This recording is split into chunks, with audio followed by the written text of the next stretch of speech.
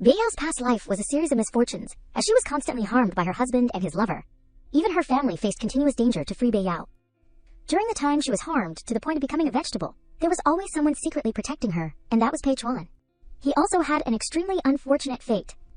At the age of 4, he was attacked by villains seeking revenge on his father, who cut off Pei Chuan's legs, leaving him permanently disabled. Carrying the grievances of her death, this time, when she opened her eyes, Bei Yao was shocked to realize that she had transmigrated back to the age of 4. What Bei Yao cared about was the man from her previous life, whom she had never noticed, but who was willing to risk his life for her and protect her throughout his life, Pei Chuan. In this life, Bei Yao will decide to protect Pei Chuan in the same way he protected her in her previous life, and secretly vows to remember all the enemies who caused her suffering. Let us follow Lisa Manhwa to see how the new lives of Bei Yao and Pei Chuan will unfold. In the vast space, the children happily ran outside. Ice cream, I can eat it too. I want to eat it too. Teacher Zhao was changing Pei Chuan's clothes when she suddenly saw this scene. She quickly stood up and ran towards the children. That is, hail, you can't eat it. Pei Chuan saw that Teacher Zhao had left and could only try his best to pull up his pants and change. Teacher Zhao strictly instructed the children, don't eat hail, understand? If children eat hail, they won't grow taller. But the children were still very innocent. Teacher, will I not grow taller anymore? On the other side, the nanny gently patted the children's heads. Of course not. Remember to eat a lot of rice when you go home this afternoon, and you will be fine. The children quickly looked at Pei Chuan, making him somewhat embarrassed. One child quickly announced to everyone, look, Pei Chuan peed in his pants, he peed all over the ground. This made the other children immediately become astonished, and look back at him with some disgust. I stopped wetting my pants when I was 3 years old. The children continued to discuss animatedly. Mom said that kids who pee in their pants are dirty. He is still wearing those pants, look at where he peed. Pei Chuan became extremely flustered by this scene, but could not do anything else. Tears kept streaming down his face. I did not do it on purpose. I did not do it on purpose. But these kids were still constantly mocking the pitiful Pei Chuan. He does not have legs, and he peed in his pants too. Let us not play with him anymore. If we play with him, we will pee in our pants too. The noise gradually woke Bei Yao up. She was a little surprised, and reached out to touch her forehead in confusion. Didn't I die already? Where is this? Voices kept ringing in her ears. Pei Chuan is too dirty. I do not want to sit in front of Pei Chuan anymore. She quickly turned her head to look at the situation. At this time, the nanny also slowly pushed Pei Chuan out. Everyone, go back to your seats. I will go tell your parents to come and pick you up. Looking at his pitiful face, Bei Yao immediately recognized him. Pei Chuan. Her face gradually became dazed. This is Pei Chuan, when he was young. She remembered this man from her previous life. 18 years later, he was a crazy and stubborn computer genius. Bei Yao also had a lot of connections with Pei Chuan. It was Pei Chuan who saved me from the Huo family's fire pit, and protected me for 2 years, when I was at my most desperate and helpless. At that time, Pei Chuan had said to her, Bei Yao, I will protect you for the rest of your life. Thinking of this, looking at the pitiful Pei Chuan in reality, Bei Yao was very thoughtful. Provided that Pei Chuan did not leave any important traces before I died, and now he is just a weak child who just lost his legs. Outside, the children's families were also rushing to pick up their children. What kind of weird weather is this? It is sunny in the morning and hailing in the afternoon. The children who were picked up by their families were very happy. Goodbye, Teacher Zhao. She smiled and waved goodbye. Goodbye, Xiao Wei. Goodbye, Lili. At this moment, Yilan also stepped forward, smiling and calling out, Yao Yao, Mom's here to pick you up. Seeing Bei Yao appear, she was very moved and her eyes welled up with tears. Mom? Seeing her so pitiful, she quickly picked her up. My darling, why are you crying? Were you scared by the hail? Bei Yao quickly shook her head. Before leaving this place, she did not forget to turn her head and look back. Pei Chuan was still sitting there alone. Pei Chuan's mother is a surgeon and is busy until late at night when she has an operation. His father is the captain of the criminal police team, and is also very busy with work. Just thinking about his pitiful fate made Bei Yao feel somewhat sorry for him. She silently pondered, looking at the back of the little boy. The temperature is dropping tonight. This is the coldest time of this summer night. She thought with some contemplation, remembering the memories of her past life. In his previous life, Pei Chuan could not wait for anyone in this world. Time shifted to the next morning. Teacher Zhao was a little surprised. Didn't Yao Yao ask for sick leave? Why did you bring her to class, Mom? Yilan sighed and explained. That is right. She usually refuses to step out of the door no matter what. Today, she insisted on going to school even when she is sick. She smiled and led Bei Yao inside. Then Yao Yao, go into the classroom with me. She did not forget to wave goodbye. Goodbye, Mom. Remembering something, Teacher Zhao smiled and reminded, Yao Yao, if you do not feel well, just tell me, okay? Don't be like yesterday. Bei Yao smiled and nodded, knowingly. Yes, teacher, I know.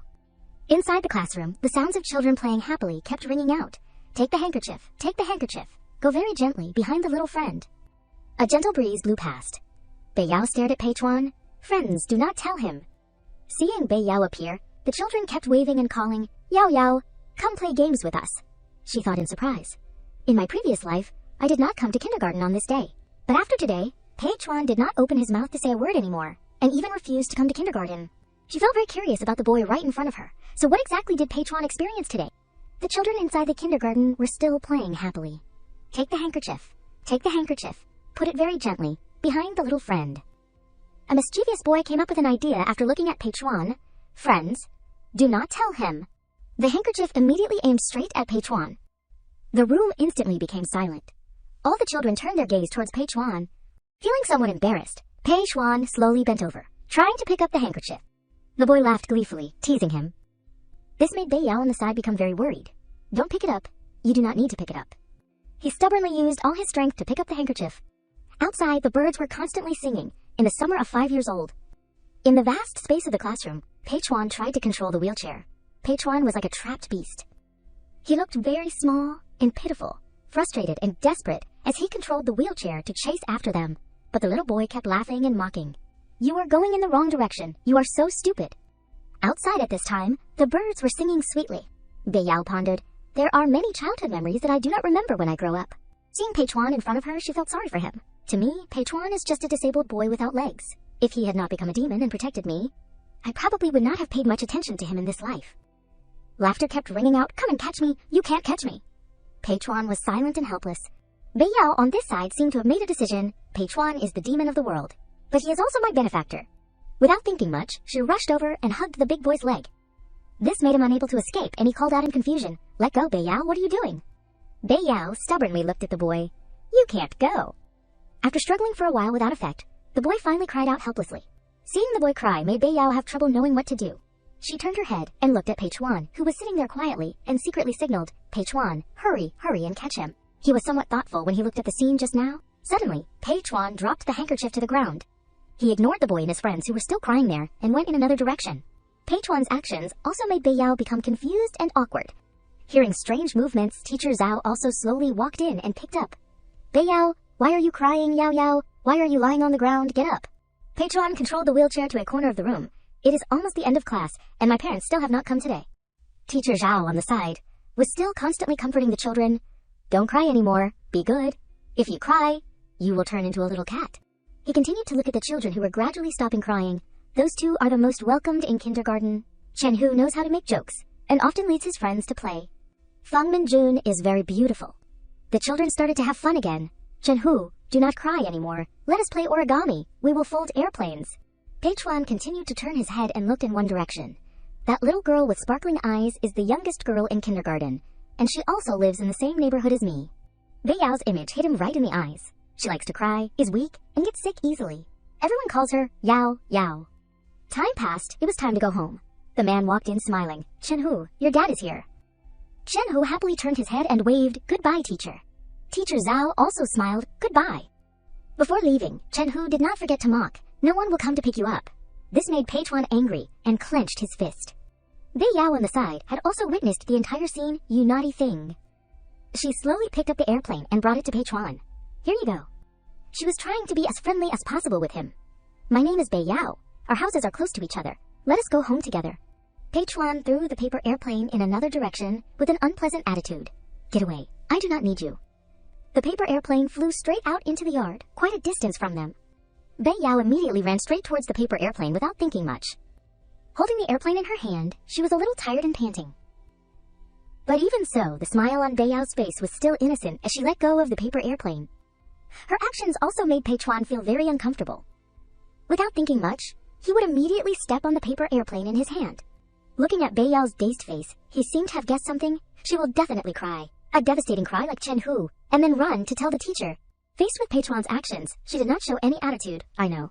People who are hurt will be like a hedgehog, but their hearts are still soft. She did not give up, and said with a smile, If you do not want to play, let us go home. My mom did not come to pick me up either. We can go home by ourselves, okay? Seeing that Pei Chuan still did not respond, Bei Yao smiled and held out her hand to him. Let us go. Contrary to her attitude, he coldly pushed her hand aside. This action made her speechless.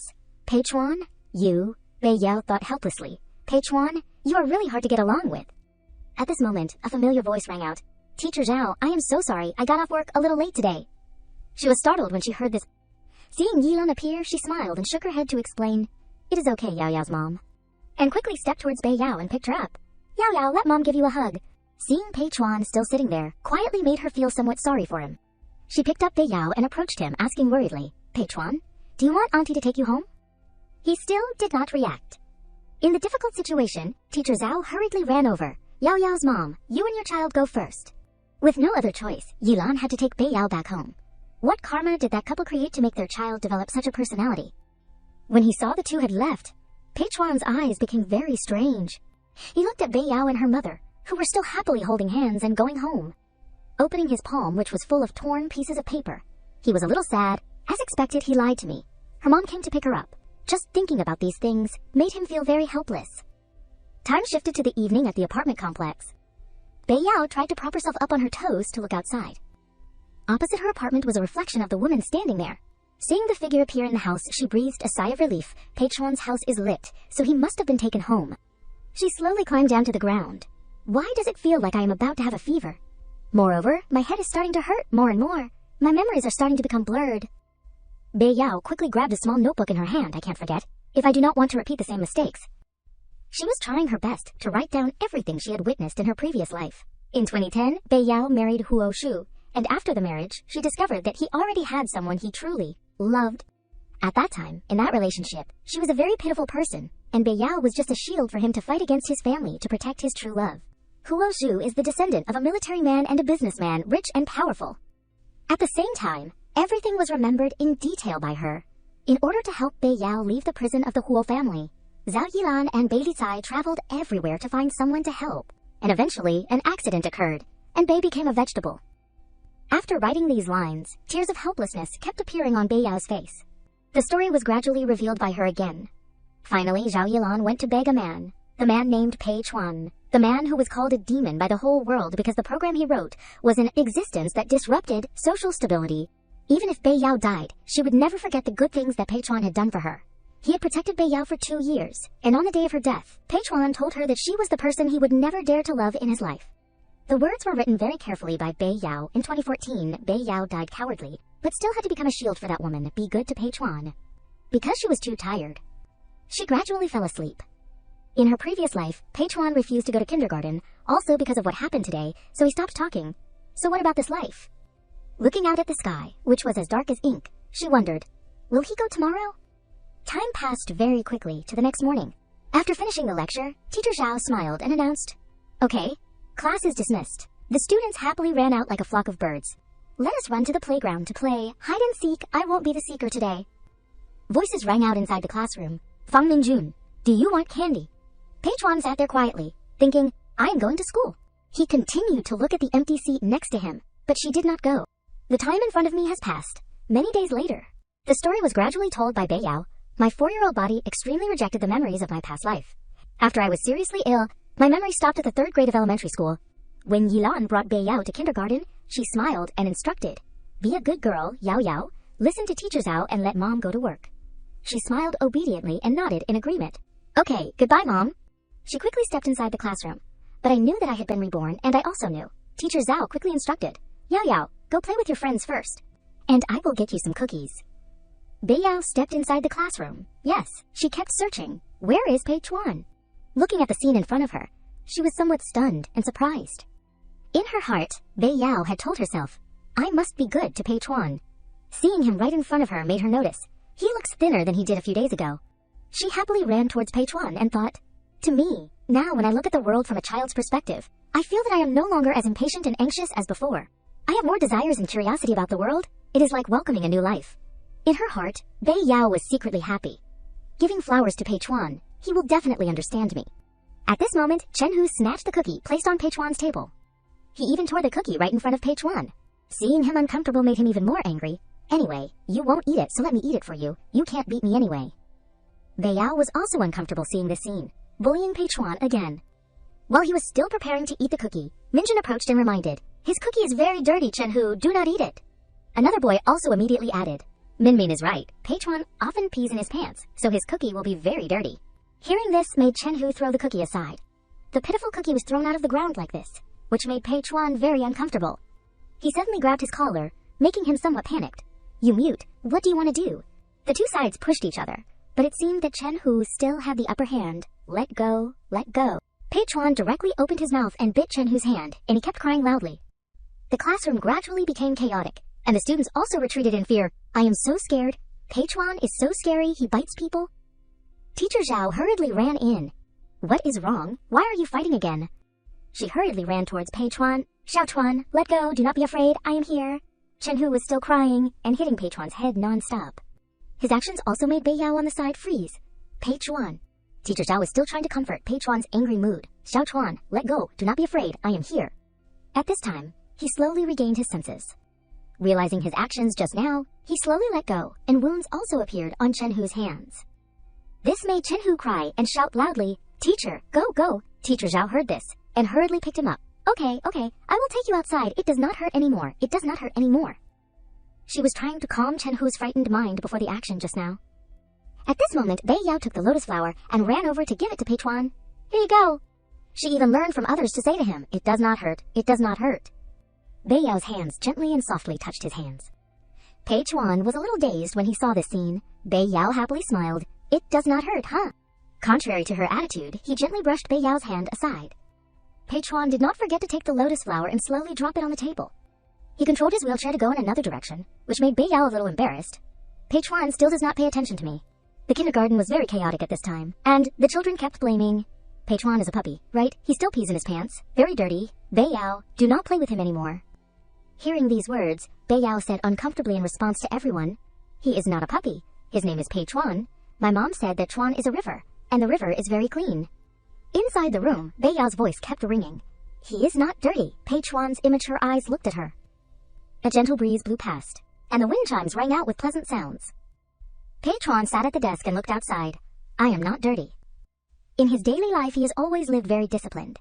"Every time I go to the toilet, I wash my hands clean." Even without his parents by his side, he is still very mature. "The way to dress that my mother taught me is not difficult for me." Pei Chuan recalled the moment when his father took him out. "My father said that my name means the sea embraces the river. I do not understand what it means, but I know it is a good name." But one thing happened that made Pei Chuan become very unfortunate. "My legs are gone. I have become a dirty existence, so no matter how beautiful my name is, my soul has been lost because of these legs." Time passed very quickly until the time to leave school, and the parents quickly went to pick up their children. "Mom, I want to eat sausage after school, Dad." "After dinner, take me to the park to play." Chen Hu's parents also came and kept blaming Teacher Zhao and Pei Chuan. "Teacher, is it this kid, that stinky kid? If anything happens to my Hu, I will beat you to death." Seeing Bei Yao still standing in front of Pei Chuan to protect him made Chen Hu's mother very uncomfortable. "What does this girl want? Stand aside if it is not your business." Seeing her so angry, Teacher Zhao hurriedly stepped forward to comfort her. "I am sorry, Chen Hu's parents. I did not take good care of the children. Hurry up and go to see Chen Hu." Time has passed until half an hour later. Bei Yao is still sitting next to Pei Chuan, waiting for her relatives to pick her up. At this moment, Pei Chuan's mother, Zhang Wanhuan, hurriedly ran over and called out, "Xiao Chuan." Seeing her appear, Pei Chuan reacted, "Mom?" Seeing him change his attitude made Bei Yao very surprised. She gently stepped forward and rubbed his head. "Let us go home, son." The actions of the two also made Bei Yao understand something more. Pei Chuan can speak, but he just speaks less. Time has quickly shifted towards the late evening, and Bei Yao is asking herself, "I do not know when he will be willing to talk to me again." Inside the house, Wan gently asked Pei Chuan, "Xiao Chuan, I heard the teacher say, why did you bite Chen Hu?" Pei Chuan was a little helpless to explain. "He robbed my cookie." His answer also made her thoughtful. "There are cookies, chocolates, and other things at home. Son will not fight for the cookie." Thinking of this, Wan gently hugged Pei Chuan tightly in her arms. Afraid that he would be sad, she quickly reached out and rubbed his head. "Mom is going to cook, and there will be food soon. Xiao Chuan, do you want to eat some snacks?" After speaking, Wan quickly went to the kitchen in a busy state. At this moment, the door was opened, and Pei Chuan's father, Pei Haobin, slowly walked in. "I am home." Wan's attitude was very uncomfortable, and she did not even care about him. He continued to come closer and rub Pei Chuan's head to greet him. "Dad is home." At this moment, he anxiously called out, "Dad." Seeing him like this made Haobin feel very distressed. Suddenly, Wan slowly stood up and reminded, "Xiao Chuan, go to sleep."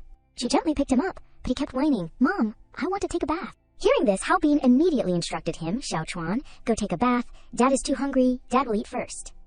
But it seemed that Wan Wan wanted to avoid this issue. It is not too hot today, so you have not sweated much, and your body is not dirty. Let us take a bath another day. But Pei Chuan stubbornly repeated, I want to take a bath. Hearing these words made her suddenly stop. After a while, the water finally boiled, and Wan Wan carefully poured the hot water into the bathtub. Pei Chuan slowly sat down in the hot tub. Wan Wan's hands trembled slightly with incomprehension. Tears kept streaming down her face. He was strangely silent. Time turned back to the past. It was when Pei Chuan had to lie in a pool of blood. Every time I see these amputated legs, the scene of that day appears clearly before my eyes. No matter how hard I try, I can't get rid of it. The scene at that time made Wan Wan very obsessed.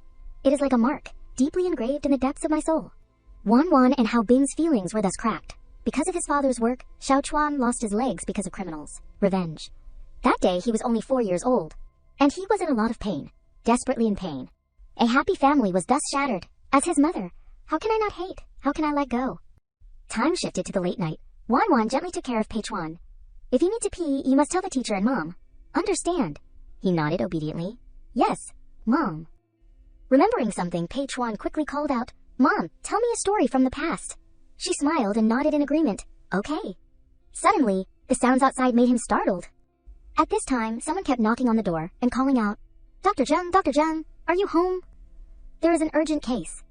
Seeing that someone was in danger, Wan Wan had no choice but to worry and step outside. Seeing her turn around and leave, Pei Chuan sadly looked after her. He did not call his mother back to the room, he just sadly looked at her. The time before was the happiest time in his life. You have gotten a little taller. Xiao Chuan must eat a lot of rice. Eat a lot so you can grow tall like Dad. Pei Chuan also knew that Hao Bin had helplessly wiped away his tears many times. Just thinking about his pitiful fate made him think so much that he could not sleep. His eyes were dark, but he did not care about these things. He only had one thought in his mind, I will never be as tall as Dad. Time has passed until a few days later. Yilan was leading Bei Yao towards the apartment. She was secretly thinking, today, Teacher Zhao said that Pei Chuan did not come to kindergarten, and he will go straight to kindergarten in September. I want to go with Mom to visit Pei Chuan. He is still, like in his previous life, he has not finished kindergarten. Bei Yao knocked on the door worriedly. The voice inside rang out, come in please. Seeing the two, Hao Bin was a little surprised. Hello. Yilan smiled when she saw him and said hello. My name is Zhao, Police Officer Pei. My daughter Yao Yao is Xiao Chuan's classmate. She wants to bring cake to her friend. Yao Yao, this is Uncle Pei. Although she was a little scared, Bei Yao still handed the cake forward with a soft voice. Hello, Uncle Pei. Seeing her so obedient made Hao Bin laugh and rub her head. Hello, Yao Yao. Xiao Chuan is doing homework in the room. Xiao Zhao, please come in and sit if you do not mind. Seeing the two step in, he smiled and said, let me pour water. Yilan quickly shook her head to refuse. No need, no need. I am just here to bring cake. Police Officer Pei. Just do your work. Yao Yao will visit Xiao Chuan and bring cake to her friend and come out soon. Hearing this, he smiled and looked at the little girl. Okay, Yao Yao, come with Uncle. Stepping to the door of the room, Hao Bin politely knocked on the door. Xiao Chuan, your classmate is here. Doing his homework, hearing these words, made Pei Chuan surprised and turn his head. Bei Yao worriedly held the cake and went inside. This is Fang Minjin's birthday cake. Her face was very innocent as she looked at him. Pei Chuan, here you go. This also made him surprised. Paper airplane, lotus flower, cake, she really is. Pei Chuan coldly looked at the cake, a girl who is not afraid of failure. He still sat there without moving. She is 1 year younger than me, and will probably go to kindergarten for another year. I will go to kindergarten next month, and I probably won't see her for a long time. Seeing that he still did not react, Bei Yao kept handing the cake to him. Take it, helplessly. Pei Chuan had to reach out and take the cake. Pei Chuan finally understands me. Seeing that the cake had been handed over, Bei Yao turned around to say goodbye. Remember to eat it. I am leaving. Suddenly a hand pulled her back, making her somewhat dazed. Her face turned pale with fear as she remembered the past. It is too similar to the time when Pei Chuan grabbed Chen Hu's collar, and then... Bei Yao, like a small rabbit, kept begging, don't bite me. Hearing her say this, Pei Chuan continued to turn his head back to his desk. Seeing him so strange also made Bei Yao become dazed, and not understand what was going on. Realizing that there was something in her pocket that Pei Chuan had stuffed in, made her a little surprised. Time passed, and the scene shifted to the small apartment of Bei Yao's house. She looked at the chocolate bar in her hand with some surprise. Yilan smiled when she saw this chocolate bar and said, Xiao Chuan gave it to you. It does not look cheap. This made her a little dazed, really. She gradually became uneasy. She gently instructed, take it. From now on, whenever Mom makes food, you can take some to Xiao Chuan. Hearing this, she nodded obediently in agreement. Yes. Just thinking about the chocolate bar in her hand made Beiyao very happy. I invite Mom to eat? Yilan laughed and shook her head. You eat it? Mom does not eat sweets. She continued to look in another direction. Then I will invite Dad. She gently reached out and rubbed her head. Dad does not like to eat either. You eat it. Hearing her say this, Beiyao immediately took a bite of the chocolate. As soon as she tasted the first flavor, her eyes immediately lit up. Her mood became much happier after tasting this flavor. The rest I will save to eat slowly. The scene shifted to the inside of the kindergarten. Voices of conversation rang out. I will go to kindergarten this year. Me too. Great. I want to go too. Chen-Hu looked at Min-Jin on one side. Min-Min, are you going? Her face was slightly sad. I am not going. Mom said, I am too young. Chen-Hu pointed at himself very proudly and added, that means Xiao Chuan is also going. I will beat him. Who told him to bite me? This was all heard by Beiyao on one side. Her face became very uncomfortable and she sighed. I still have to repeat kindergarten for another year. I will always be 1 year behind Pei Chuan if everyone in Pei Chuan's class is like Chen-Hu. The more she thought about it, the more worried she became. Then would not he never have friends? At this moment, Teacher Zhao stepped forward and called out. Children, it is almost time to leave school. Today is Yao Yao's birthday again. Let us sing happy birthday to our friend together. Everyone nodded in agreement. Yes. Everyone surrounded Beiyao and kept singing, happy cute birthday, happy adorable birthday. These lively birthday wishes and songs made her pay attention. Happy birthday to Yao. Let us hold hands and celebrate together. Applause kept ringing in the spacious room. Beiyao was a little embarrassed and did not dare to look straight at everyone. Time gradually shifted towards the evening. Yilan brought dinner to Beiyao. Boiled egg and syrup is here. She thoughtfully asked her, Can I have a wish on my birthday, Mom? This made her curious. Tell me. Without thinking much, Beiyao continued to suggest, I want to go to kindergarten, but Yilan refused this request. No, you must be 5 years old to go to kindergarten. If you are not old enough, do not think about going to school early. The 5-year-old siblings are learning to write, and you stay in kindergarten to play games. Her attitude became very decisive. I do not play games. I also want to learn to write. She sighed because she was too stubborn. Yao Yao, listen, if you lose at the starting line, you won't be able to catch up later. At this moment, Yao Yao's father, Bailey Chiai, stepped outside. Her voice rang out, Wait for me. Beiyao ran towards the front, making the two people very confused. Looking at the multiplication table and the knowledge she had written out made the two people very surprised. This is knowledge only learned in the 1st grade. Yilan became very dazed. How do you know these things? Beiyao continued to say. This is written on the wall of the kindergarten, so I learned it. She was secretly thinking. Afraid of being suspected by my mother, so I chose to write the simple ones. Beiyao's eyes looked very expectantly at the faces of the two people. Li Cai witnessed this scene and became very excited. Our Yao Yao is a genius. This made Beiyao somewhat happy. Dad is really not as sensitive as Mom. Yilan still felt very suspicious. She continued to ask, What is 2 plus 2? She pretended to think and replied, 4. It seemed that these calculations did not make it difficult compared to Beiyao's determination to go to school. Seeing her so talented also made the two people very happy. Yilan immediately decided, Then, we will register for kindergarten. Mom will go find a teacher for you tomorrow. Time has passed. Outside it is raining heavily. Wan Wan seriously instructed, Xiao Chuan is going to kindergarten soon. Remember to ask the teacher if you have any questions. Son, Pei Chuan heard this and nodded in agreement yes. Hao Bin drove Pei Chuan forward. Let us go. He did not forget to turn his head and look at Wan Wan. Goodbye, Mom. She quickly waved goodbye behind her. At this moment, he felt somewhat lost. I do not want to go to kindergarten, but... His face gradually became thoughtful as he remembered the situation of the family. I have to go, because if I go to kindergarten, my mom will be willing to talk to Dad. Pei Chuan understood that he was the bridge between the two people who could talk to each other. I want a complete family, even if my body is not complete. The scene quickly shifted to the side of Zhaoyang Elementary School. Pei Chuan sat quietly on the wheelchair. A soft voice rang out. Hello, little Pei Chuan. I am Teacher Yu. I am a friend of your father. As introduced, she is the language teacher, Yu Qian. She continued, I will teach you knowledge and take care of you in the future. Hearing this, Pei Chuan smiled and nodded. Yes. Yu Qian turned her head to instruct Hao Bin, you go to work, let me take care of him. He nodded. Dad is going. Okay. Before leaving, he was still worried and added, if you need to go to the toilet, raise your hand and tell the teacher. Remember. He nodded obediently. Yes, I remember. Yu Qian slowly pushed Pei Chuan towards the long corridor. There are many new friends in kindergarten. She happily chatted with him as she walked. Maybe you will also meet friends who were in the same kindergarten class as you before. These words made Pei Chuan feel somewhat uncomfortable and recall, people who studied together before, I do not want to see anyone. Inside the classroom, the noisy voices were still ringing out. It is raining so hard today. That is right. Luckily my dad drove me to school, and I was brought by my mom. It is raining so hard, the umbrella does not work. It is all wet. Teacher Yu Chan slowly pushed Pei Chuan into the classroom. Luckily my parents brought me early, otherwise I would be late. Or when seeing Pei Chuan, all the students immediately became strangely quiet. The whispering discussions kept ringing out. Why is he sitting in a wheelchair? Yukon quickly pushed him to sit on one side. Sit here, Xiao Chuan. The discussions rang out. He does not have legs, it is so real. Chen, whose face gradually became very uncomfortable.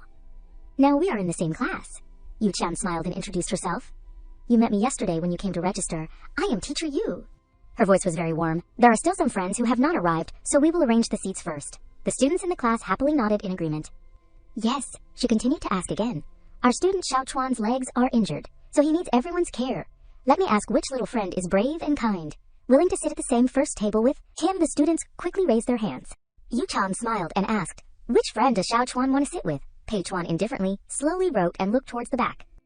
His gaze also made all the students in the class a little startled and panicked. He is too fierce, his eyes are too scary. Chen Hu also immediately added, let me tell you. When he was in kindergarten, Pei Chuan still peed in his pants, and he also bites people. This made the friends become scared. Why is he like that? Chen Hu kept mocking, and just now his eyes looked at us very fiercely.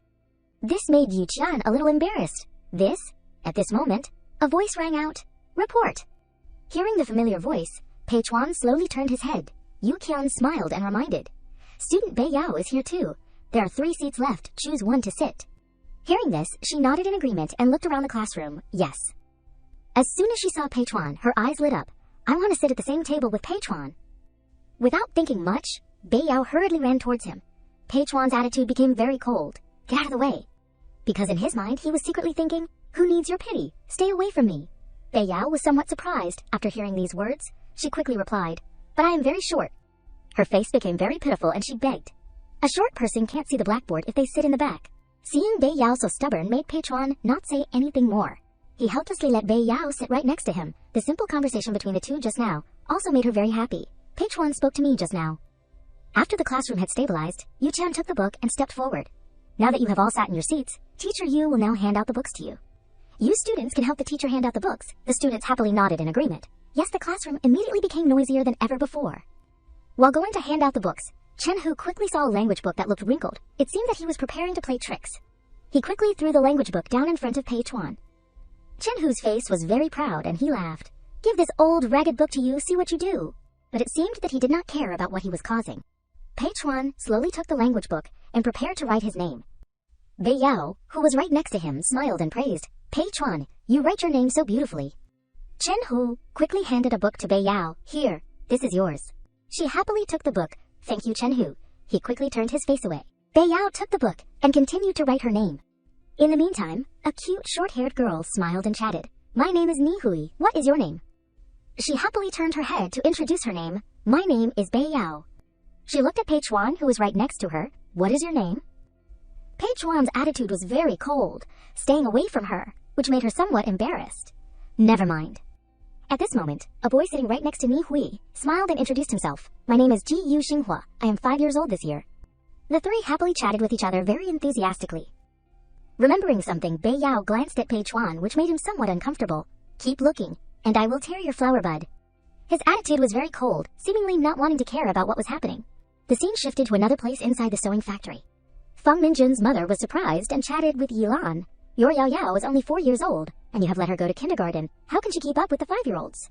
She just smiled gently and replied, My Yao Yao has some natural talent. She can now solve some math problems. She asked to go to kindergarten herself.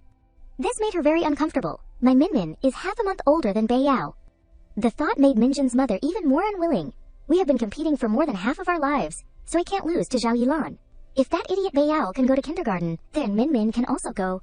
Time quickly came to leave school. Hao Bin quickly went to pick up Pei Chuan in return. Yu Chuan constantly instructed the students, children, line up in order. Remembering something, Hao Bin smiled and suggested, Yao Yao is also going to kindergarten, and is in the same class as you, Xiao Chuan. It is on the way. Why do not we take your friend home too? But he coldly refused. Go, Dad. I will take you home, and if your mom does not see you, she will be worried. Hearing this, he had no choice but to drive away. You are right. Let us go then.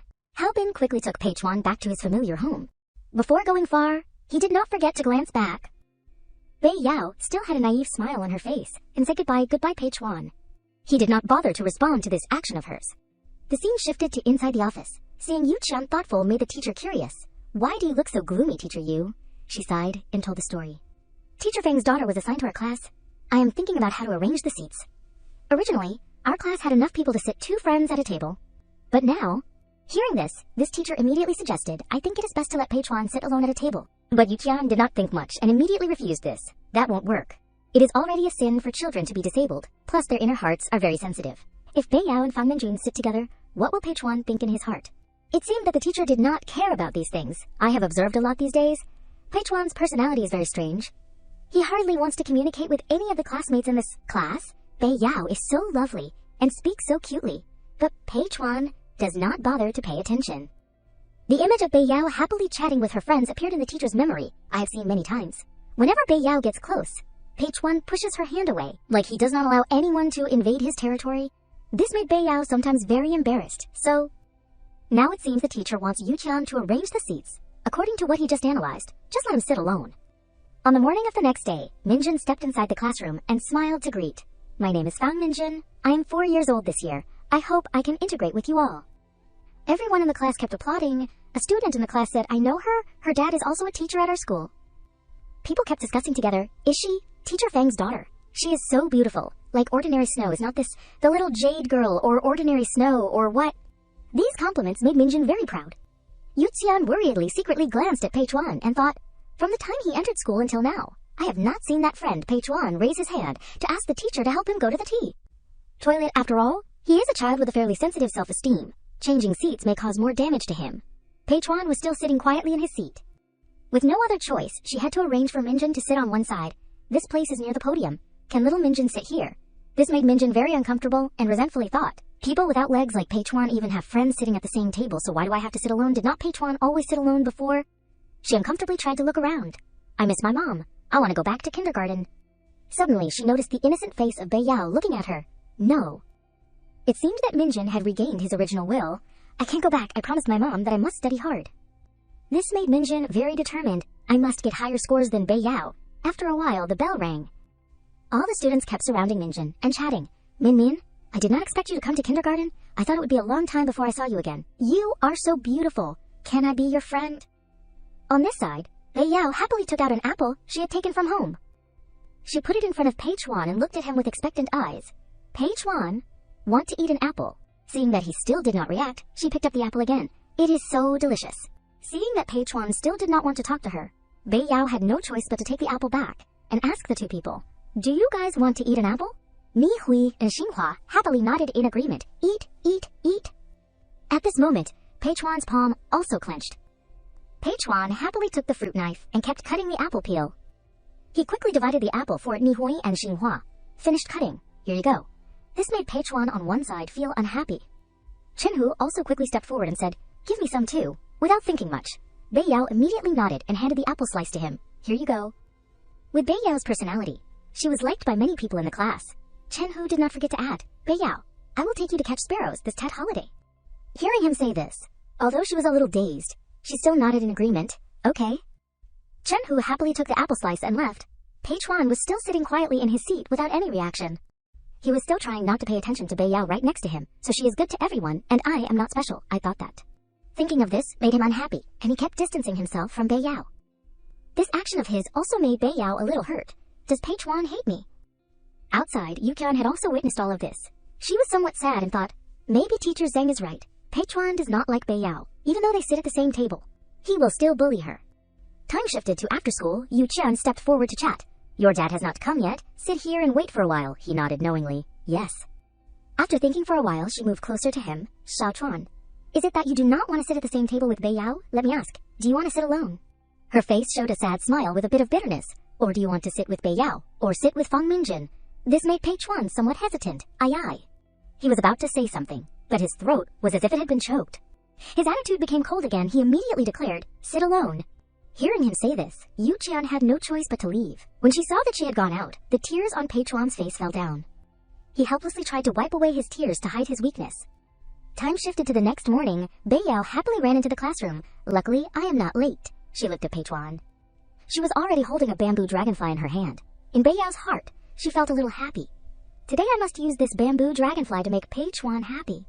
She quickly brought the bamboo dragonfly in front of Peichuan and chatted, look, his eyes became very cold. Ignoring the attitude on his face, Beiyao was radiant to the point of being strange. This can fly. Feeling that he still did not care, she continued to practice. Let me fly it for you. You have to rub it hard like this. Rub, rub. The bamboo dragonfly quickly flew into the sky. Pei Chuan and Bei Yao happily looked at the bamboo dragonfly, slowly flying into the air. Look, look. Both were very interested in watching the bamboo dragonfly fly high into the air. As soon as the bamboo dragonfly fell to the ground, Bei Yao slowly ran over to pick up this bamboo dragonfly. She looked at the item in her hand very cherishingly. As usual, Bei Yao sat down right next to Pei Chuan. Seeing that he still did not react, she immediately chatted, Here, do not be angry anymore, he silently thought. She does not know anything, does not know that I abandoned her a long time ago, and does not know that I am not angry anymore. Thinking of this, Pei Chuan reached out and took the bamboo dragonfly in Bei Yao's hand. Seeing that he was no longer angry also made her very happy. Take it, Pei Chuan. In his heart, he was full of thoughts. I do not have legs. If I let it go, I won't be able to pick it up myself. Pei Chuan only calmly stroked the bamboo dragonfly in his hand. The thoughts in his mind kept appearing. The only thing I can do is hold it tightly in my hand. The school bell rang. Bei Yao was always happy and chatted. Let us go to class. Luckily, I am not late. Pei Chuan, I want to drink water. Hurry up, hurry up. We are going to be late. Pei Chuan was preparing to get water for Bei Yao to drink. At this moment, Yu Qian called out, Everyone be quiet, Bei Yao. Go sit with Fang Minjun. The inside of the classroom immediately fell silent. Yu Qian repeated what she said. Bei Yao, take the time to move your things to Fang Minjun's place before class. Her words made Bei Yao look at Pei Chuan blankly. Why is the teacher making me leave? He was still silent and did not answer. She did not know that in his heart he felt more guilty than anyone else. With no other choice, Bei Yao had to pack up her things. She looked at him with reluctant eyes. Looking at the cute teddy bear in her hand, she thoughtfully decided, If I leave, Pei Chuan will be very lonely. She remembered the cute panda that had been with her for a long time. Just let it stay here, sit with Pei Chuan. Bei Yao put the teddy bear in front of Pei Chuan, which made him somewhat surprised. That is the toy that she likes very much sometimes when she is sitting in class. She keeps touching the teddy bear's ears unconsciously, and sometimes she arranges seats for the teddy bear. This made him feel guilty when looking at Bei Yao leave. Is her pitiful and reluctant expression because she is reluctant to leave me, or is it reluctant to leave the little panda? Pei Chuan's attitude was very unhappy. She is reluctant to leave. It is definitely not me. And Bei Yao was still thinking, Pei Chuan does not like me, and does not like my toys either. And so was the first day that Bei Yao did not sit with Pei Chuan. Minjun quickly reminded, There is too much trash in the desk. Can you throw it out for me? Bei Yao did not mind and happily nodded. No problem. Time passed. She continued to give her a book. I am too lazy to stand up. Can you hand in my homework for me? She still nodded in agreement. Okay. Bei Yao took the book to submit for Minjun, making Pei Chuan on the side feel very angry. Even if he was angry, he could not do anything other than express his attitude. This is my choice. She is no longer my classmate or my friend. Time passed. Autumn has come. The weather is gradually changing. Yilan happily held Bei Yao's hand and walked around the apartment complex. Seeing a familiar figure made Bei Yao happily greet, Auntie Tu, Min. Coincidentally, Minjun's mother held the little girl as she walked down and greeted. Yilan, looking from afar. I thought Yao Yao was a fireball. Minjun's mother and daughter had a Western style, while Yilan's mother and daughter had a chubby style. This made Yilan a little angry. It is so cold. Who has time to care about being beautiful or not? It is good, as long as it is warm. But she still politely replied, The clothes that your Min is wearing must not be cheap, right? This made her very proud and laugh loudly. It is not that much. The cotton jacket is 30 yuan. The scarf was given by her aunt. This made the two people, Yilan, speechless and not know what to say. Minjun on one side felt quite surprised. Dad said the cotton jacket was 26 yuan. She coldly reminded, Mom said 30 is 30. It is almost the end of the semester. You must test well, you hear. Minjun's mother's face was somewhat proud and she added, If you test well, Mom has a reward. Hearing the words, has a reward made Minjun's eyes light up. Yes, yes. Time quickly came to the semester exam. Yu Qian constantly reminded, Remember to write your name on the exam paper, you hear. Work on the exam seriously. Pei Chuan looked worriedly at Bei Yao. This question, does she know how to do it? Bei Yao's face was very happy and excited to do the exam. This made Pei Chuan try to focus again. Whether she can do it or not has nothing to do with me. On one side, Minjun constantly hid and looked at Bei Yao. Mom said not to let Bei Yao copy my answers. Time passed. It was time to give out scores. Yu Queen told everyone, Tomorrow is the winter vacation. I will compile your mistakes when I get back. Put your exam papers away carefully. The discussions in the classroom rang out. I got 75 points on the test. How many did you get? I got 82 points. I only got 70 points. I am going to be scolded when I get home. Yu Chuan quickly distributed the test to Pei Chuan. Xiao Chuan, here's your test. You did very well. Try to keep it up. He took his 100-point test. Thank you, teacher. He did not care and directly stuffed it into his bag. Suddenly a voice rang out. Yao Yao, how many points did you get on the test? This question also made Pei Chuan feel curious. Bei Yao smiled and looked at her test and explained, I did not draw straight, so I was deducted 1 point. These words also made Minjin freeze in that moment. Her score was only 70. It is over if mom knows when I get home. Time quickly shifted to the time to leave school. Yu Chan led the students to wait for their parents. At this moment, Pei Chuan quickly called out, Dad, just take Pei Chuan home. Dad. Hao Bin was a little surprised. What if your friend's mom comes to pick her up? He quickly replied, if we meet on the way we can say hi, or we can text the teacher beforehand. Although he was a little surprised, he still nodded in agreement. Okay, it is snowing too heavily, it is also on the way home. Hao Bin looked at Bei Yao and chatted, Yao Yao, I will take you home. Okay, this made her very happy. Yes, thank you, Uncle Pei. He smiled and asked Yu Qian for help. I will take her home since it is on the way. If her mom comes, can you text her? She immediately nodded in agreement. Yes, parents. Hao Bin did not forget to carefully instruct. Yao Yao, remember to hold on tight to Uncle's clothes. Do not move. Bei Yao obediently nodded knowingly. Yes, the students around were very envious. I want to try it too. I have never sat on that kind of vehicle before. This made the students envious. I have never even sat on a bicycle before. Minjin on one side felt a little wronged, seeing this scene. I also live in the same neighborhood as them. Why does Pei Chuan's dad only take Bei Yao home and not take me home? On the way back, Hao Bin smiled and asked, how many points did Yao Yao get on the test? He drove very slowly and focused, she gently replied, 99 points. This also made him exclaim, Yao Yao is so good, very smart. She shyly smiled and replied, yes, thank you, uncle. Pei Chuan on one side listening to this conversation also snickered. On this side, Minjin's mother quickly looked at the report card in her hand. My Minmin is so good, she got 90 points. What about that Bei Yao? How many points did she get? Although she did not want to, Minjin had no choice but to lie. 66 points. These words made her very happy and praised continuously. Oh my dear daughter, Minjin felt somewhat guilty hearing this. On this side, Chen Hu's father was very angry and kept hitting his son's butt. 50 points. First from the bottom, your brain is just too much. On the next floor, the neighbors even heard the conversation of Chen Hu and his father arguing. I will definitely test. Well, next time the voice of this kid is too loud. The scene shifted to outside the apartment complex. The children were still gathering. This side, this side. So many firecrackers. The lovely kids looked up at the building and called out loudly, Zhang Minjun, come down and play, come down and play. Suddenly, Chen Hu remembered Bei Yao always treating him well. Zhang Minjun, he thought. Last time Bei Yao shared an apple for me to eat. He continued to call out loudly, Bei Yao, Bei Yao. Inside the large room at this time, Wan Wan was focused on making dumplings. Pei Chuan was helping his mother right next to her. He was very skillful and tried to make the most beautiful dumplings. Looking at Pei Chuan's attentive appearance made Wan Wan feel sorry. Xiao Chuan is always like this. He learns everything very quickly, and he is also the only one who gets 100 points in class. The more she thought about it, the more she felt sorry for his fate. Such an intelligent and excellent boy, but his legs were taken away. His life can be considered to have been ruined by Ha. The calls rang out. Bei Yao. This made Pei Chuan a little startled. Unfortunately, the dumpling he was making suddenly had its skin torn. But he was very calm and focused on continuing to make dumplings. His appearance was very serious and pitiful, making Wan Wan secretly glance at him. Her eyes were somewhat sadly thoughtful. It is the new year, and still no friends have come to the house to play with Xiao Chuan. Wan Wan quickly took off her apron. I won't do it anymore. She stepped towards Pei Chuan sitting there and suggested, Mom will take you out to play, okay? This made Pei Chuan a little surprised, go out to play, but very quickly he refused. Number. His face was somewhat thoughtful and pondering. He quickly looked outside. It seemed that Pei Chuan was planning something. In just a short period of time, he immediately changed his mind. Yes. Outside the apartment complex, the children were still playing. Come catch me, come catch me, catch me. Inside the small house, the people were still gathering and playing mahjong very happily. Seeing Wan Wan appear, the neighbor smiled and greeted. Dr. Jiang is here to play. Xiao Chuan is here too, right? She quickly waved her hand and replied. That is right. Everyone play. We are just here to watch. A familiar voice rang out. Dad. Bei Yao was standing there covering her eyes counting, so that her friends could run away far, too. Chen Hu and Minjin and her friends were playing together very happily.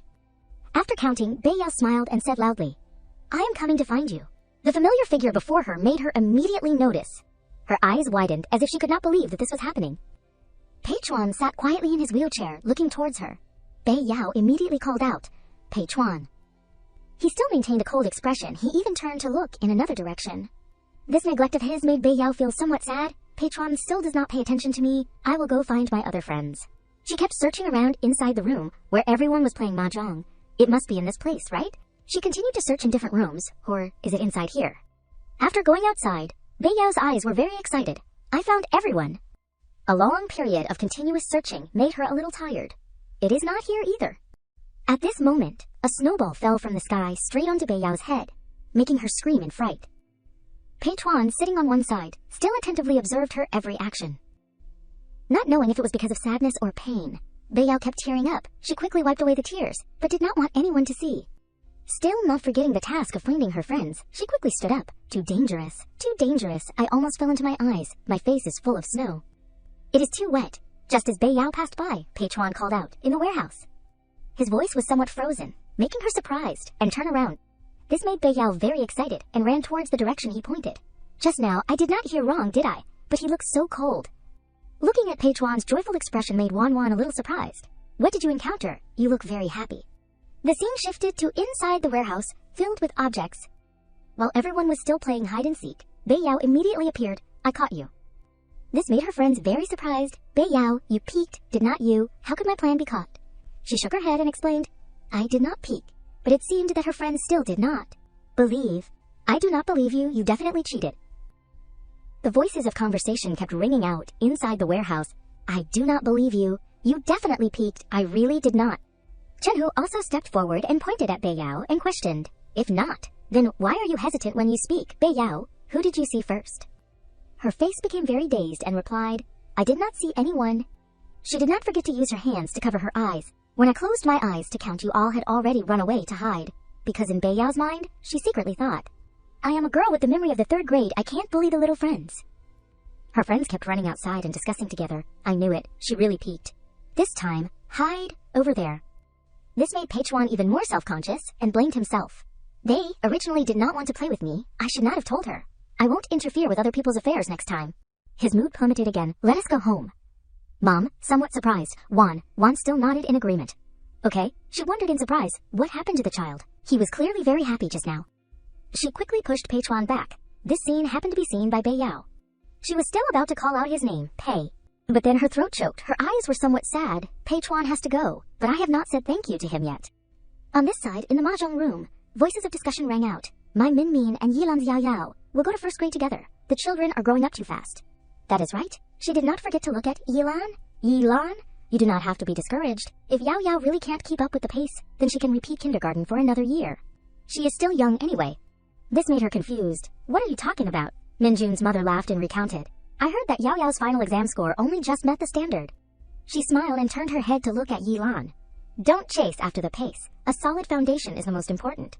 At first, I also thought that, if Minmin's score is not high, then she can repeat a year too. Who knew that the child got as many as 90 points, so going to 1st grade will definitely be okay. This made her somewhat surprised, and laugh incomprehensibly. Who told you that my Yao Yao only just met the standard? My Yao Yao studies very well. She only missed 1 point to get 100 points. Minjun's mother was somewhat dismissive. Really knows how to brag. She did not forget to add, Zhao Yilan, you do not have to make up this story to deceive people. Right? Faced with her words made Yilan very confused. Why deceive? Does not teacher you have the test papers? In Minjun's mother's heart, she thought worriedly, if I keep talking, I will be exposed. Could it be that child Beiyao really got 99 points? This made her very humiliated. Then just now, what a loss of face. Inside the room, everyone kept praising Beiyao. That means that little Dao Yao will have a bright future. Friends of the same age like that, there are some who do not even know all the letters. It must be admitted that this child is smart. This made Yilan very happy. No way. Thank you, thank you. The more she thought, the more angry Minjun's mother became. From young to old, this is the first time Jing Yilan has won against me.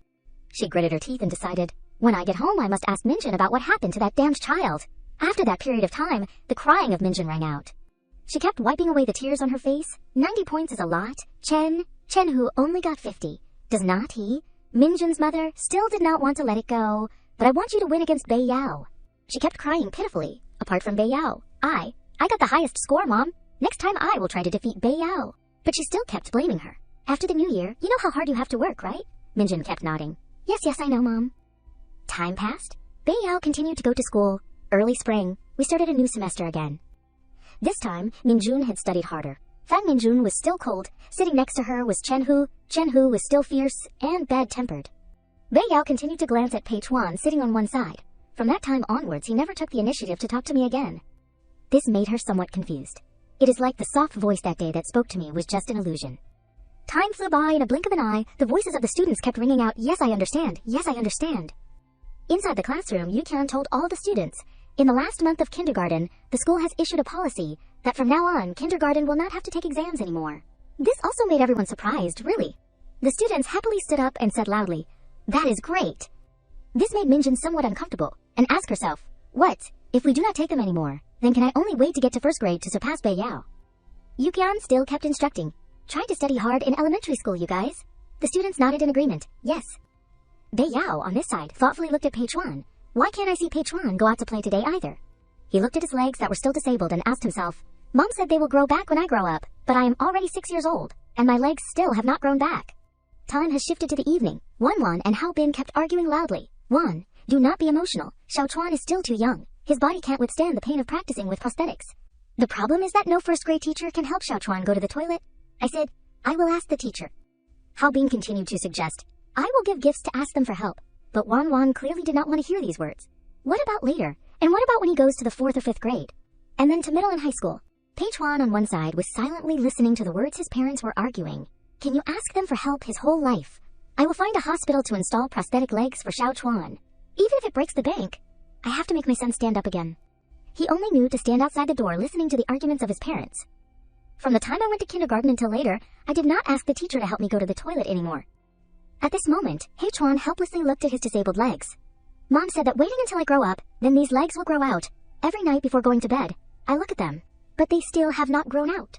Inside the room, Peichuan sat there without moving. I do not know what prosthetic legs are, but I want to stand up again.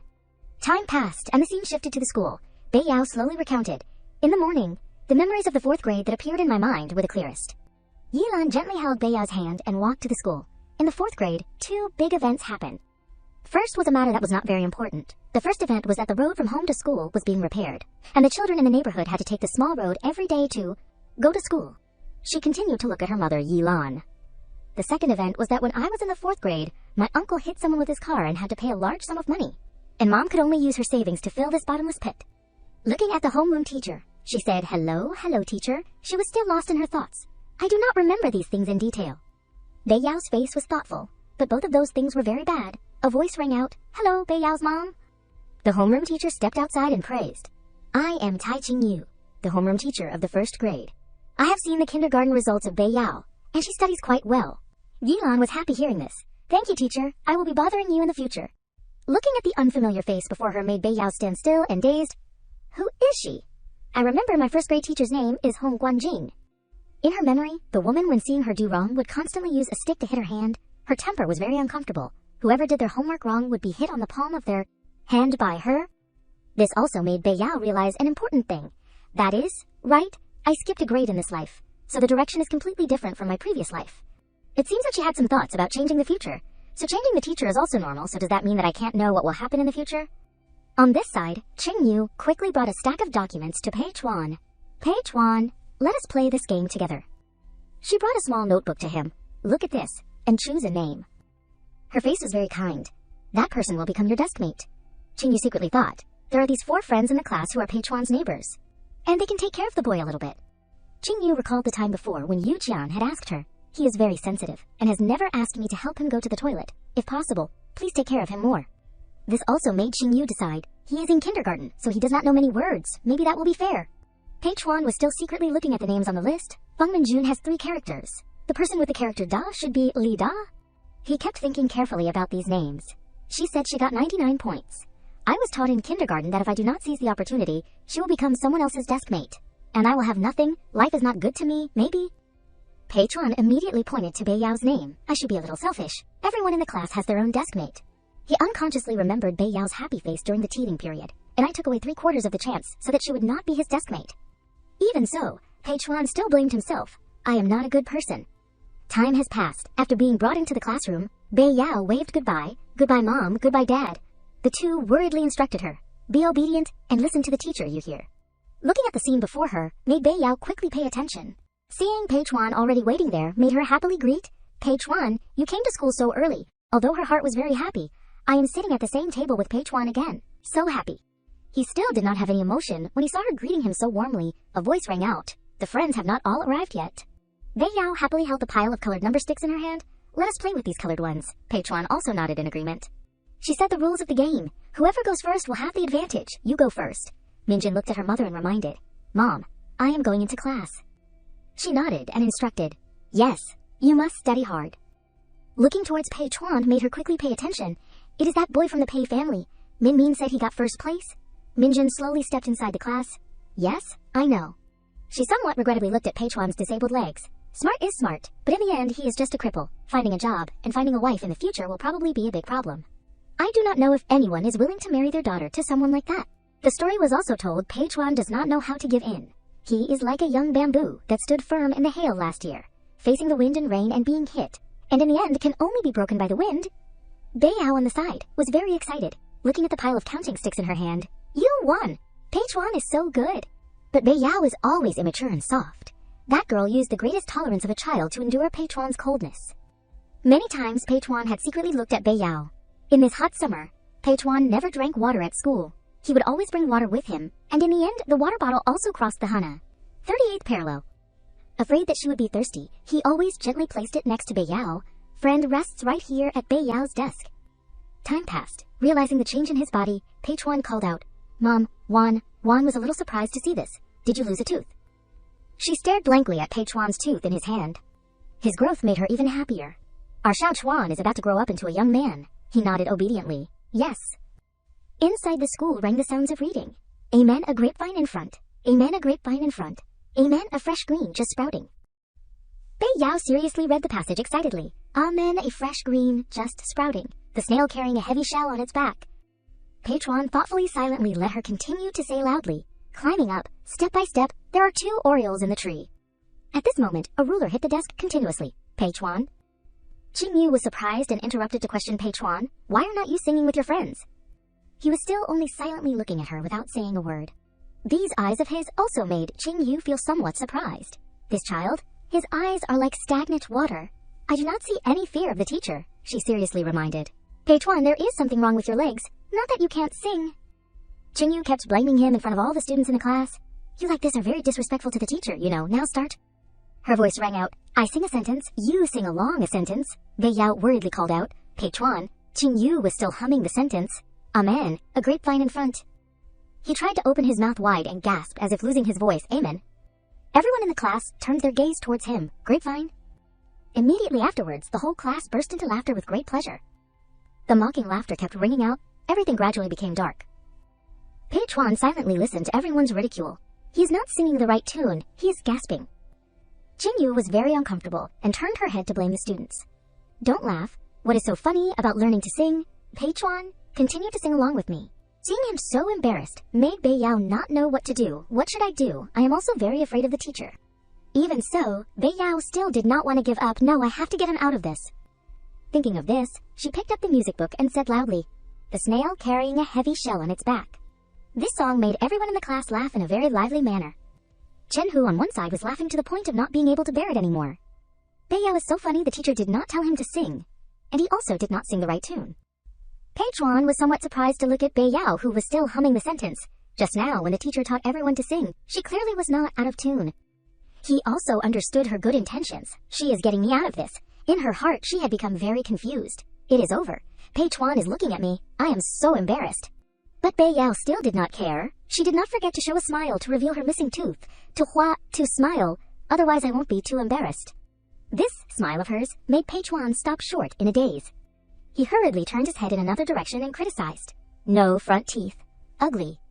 Time passed. At this time it was up to the 3rd grade. Bei Yao stepped inside the classroom and smiled to greet Pei Chuan. "Good morning." Seeing her so happy made him somewhat confused. "Good morning." Realizing something different, Pei Chuan asked, "Where's your hair tie?" Bei Yao sat down in her seat and continued to take out books from her bag. "Mom said that tying 2 buns like a kid when you are in 3rd grade, so I took it off." She smiled and touched her hair and asked, "How is it? Is this hairstyle pretty?" These words of hers also made Pei Chuan silent in that moment. Although he thought it was very pretty, he still stubbornly criticized ugly. Still, with the familiar personality, made Bei Yao on one side sigh. "That is right." Holding the math book in her hand, her face was somewhat thoughtful. "I am not as pretty as Min Min." In a coincidence, Pei Chuan saw Yilan throwing out the trash. Because he was too curious, he quickly reached out and searched inside the trash can. Finding Bei Yao's 2 hair ties made him somewhat confused. Why is not she wearing them? Pei Chuan's face was sad to the point of being strange. Does everyone have to change when they grow up? Time passed. Beiyao at this time was walking alone on the long road to school. Remembering everything that had happened made her somewhat sad and unable to be happy. Last night, her uncle hit someone with his car, and Mom almost used up all of the family's money to cover the expenses. She helplessly kicked the rock under her feet. Everything is still developing as in my memory. Beiyao constantly blamed herself for a long time. I can't change anything. At the same time, Peichuan was taken to school by his dad and passed by her. He saw all the girls running towards Beiyao. Beiyao. Wait for us? Beiyao. She was surprised and turned her head. Ni hui, huating. She quickly integrated with her peers. Suddenly, Peichuan called out, Dad. He quickly suggested, Next time, Dad, let me sit in the back. Haobin was confused hearing this. Why do you want to sit in the back? Sitting in the front is safer. Sitting in the front. Dad can see you easier. He only knew to look at his palm and explained, I sit in the back and grab Dad's clothes. My hand strength is very strong. Time passed until the evening. Wanhuan's voice rang out. A friend I know at the hospital said. During the family dinner, she continued to say, Xiaochuan's current situation can have prosthetics. He has a friend who has had it done before. Haobin was surprised hearing this. Can we trust it? Sitting on one side, Peichuan was eating rice while thinking, prosthetic legs, of course. Wanhuan turned her head to look at her son. Then Xiaochuan will be able to stand up. Are you happy? He nodded casually. Yes. Haobin also nodded in agreement. All right then. He smiled and quickly decided. Then I will ask for leave for you tomorrow, and you take Xiaochuan to get checked. Time had passed until 10 days later. Peichuan sat quietly on the bed with prosthetic legs. I was given prosthetics. He thoughtfully looked at the prosthetic leg made from machines. It looks very cold, and not warm at all. Because he was too impatient, he slowly stood up, and it has been so long that I almost forgot what it feels like to walk. Feeling more difficult than he thought, made Peichuan somewhat helpless. In a moment of carelessness, he fell to the ground and cried out in pain. Even so, he still did not want to give up, and tried to tremble and stand up. His process of learning to walk was very difficult, making Peichuan's whole body tremble strangely. After only a short period of practice, he was able to tremble and stand firm in the room. At that moment, Peichuan realized that he had fallen because he could not stand firm with these prosthetic legs. In his head, there was only one thought. Don't give up, Peichuan. Make an effort to stand up. He tried to grit his teeth and crawl up. I must stand up. Outside, Wanhuan and Haobin were anxiously looking at Peichuan's practice. Just thinking about her son working so hard made her unable to bear it and shed tears. Time passed. Peichuan practiced hard. Every day I practiced seriously. Outside, it had started to snow coldly. From autumn to winter, I never stopped. After a period of time, Peichuan also knew that the time had come. Until he looked at himself reflected in the mirror. Spring, I was finally able to walk with these prosthetic legs. Being able to stand firm made Peichuan very happy. Pulling down the trouser legs, I am no different from a normal child. The scene shifted to outside the school. The students kept covering umbrellas and walking into the class. Hurry up, my shoes are all wet. The scene had shifted to the 4th grade 1 class. Inside the classroom, Beiyao was cleaning the desks and chairs. A familiar figure walked in, making her quickly pay attention. Looking at the scene before her made Beiyao stunned and open her eyes wide in disbelief. Even the classmates in the class had become very surprised. Is it him? His legs have grown back. Peichuan walked to school with a cold face, seemingly not caring about what was around. Peichuan. Time seemed to stop flowing. The eyes of the two people accidentally met. Beiyao blushed in surprise when she looked at him. Why is he so tall all of a sudden? In her head, she unconsciously remembered the Peichuan of the past. That is right, in my memory, Peichuan also had prosthetics. This made her very confused with that short memory. Only not long after, he refused the prosthetic legs and returned to the wheelchair. Moreover, it is related to me. Time passed very quickly until it was time to leave school. Beiyao was packing her books and thinking, according to the current development track, Peichuan will still meet that person during the time the road is not repaired. She worriedly glanced at him. I can't let him go home alone. The female students happily ran over and called out, Beiyao, let us go home. She waved her hand to signal everyone. You go home first. My stomach hurts. I want to go to the toilet. Everyone nodded, knowingly hearing this. Okay, then I will go first. In her head, she had a plan. Peichuan definitely does not like acquaintances, seeing him going home. Stepping out of the classroom, Beiyao was somewhat worried. So I will wait for everyone to leave before he goes. Then I will pretend to go to the toilet first. Seeing Beiyao had also left, Peichuan knew that it was time for him to go home. Finally, everyone has left. Time gradually shifted towards the evening. The lonely figure of Peichuan walked out.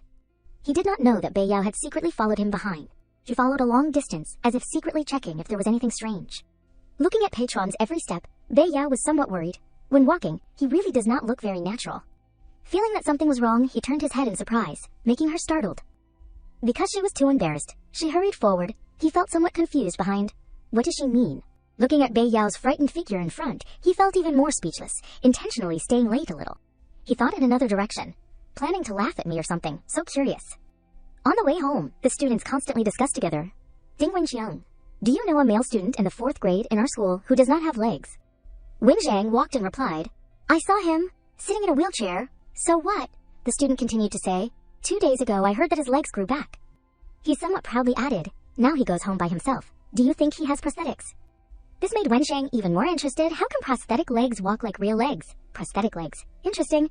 I really want to meet him, the student continued to say. I know, every time after school he always takes that small road. The group walked and discussed together very enthusiastically. Walking slowly, no different from a turtle. Let me take you to meet him. Go, go, go. I am also too curious. Hearing the conversation of the group made Bei Yao immediately realize that something was wrong. It is him. The scene shifted to the familiar small road to return to Pei Chuan's apartment complex.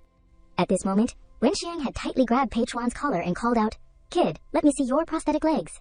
Faced with this bullying, he was not scared at all. Pei Chuan's gaze made him very uncomfortable. Suddenly, Pei Chuan's hand tightly held Wenxiang's hand. He was in so much pain that he frowned and panicked. This kid is so strong. Without thinking much, he immediately pushed Pei Chuan backwards.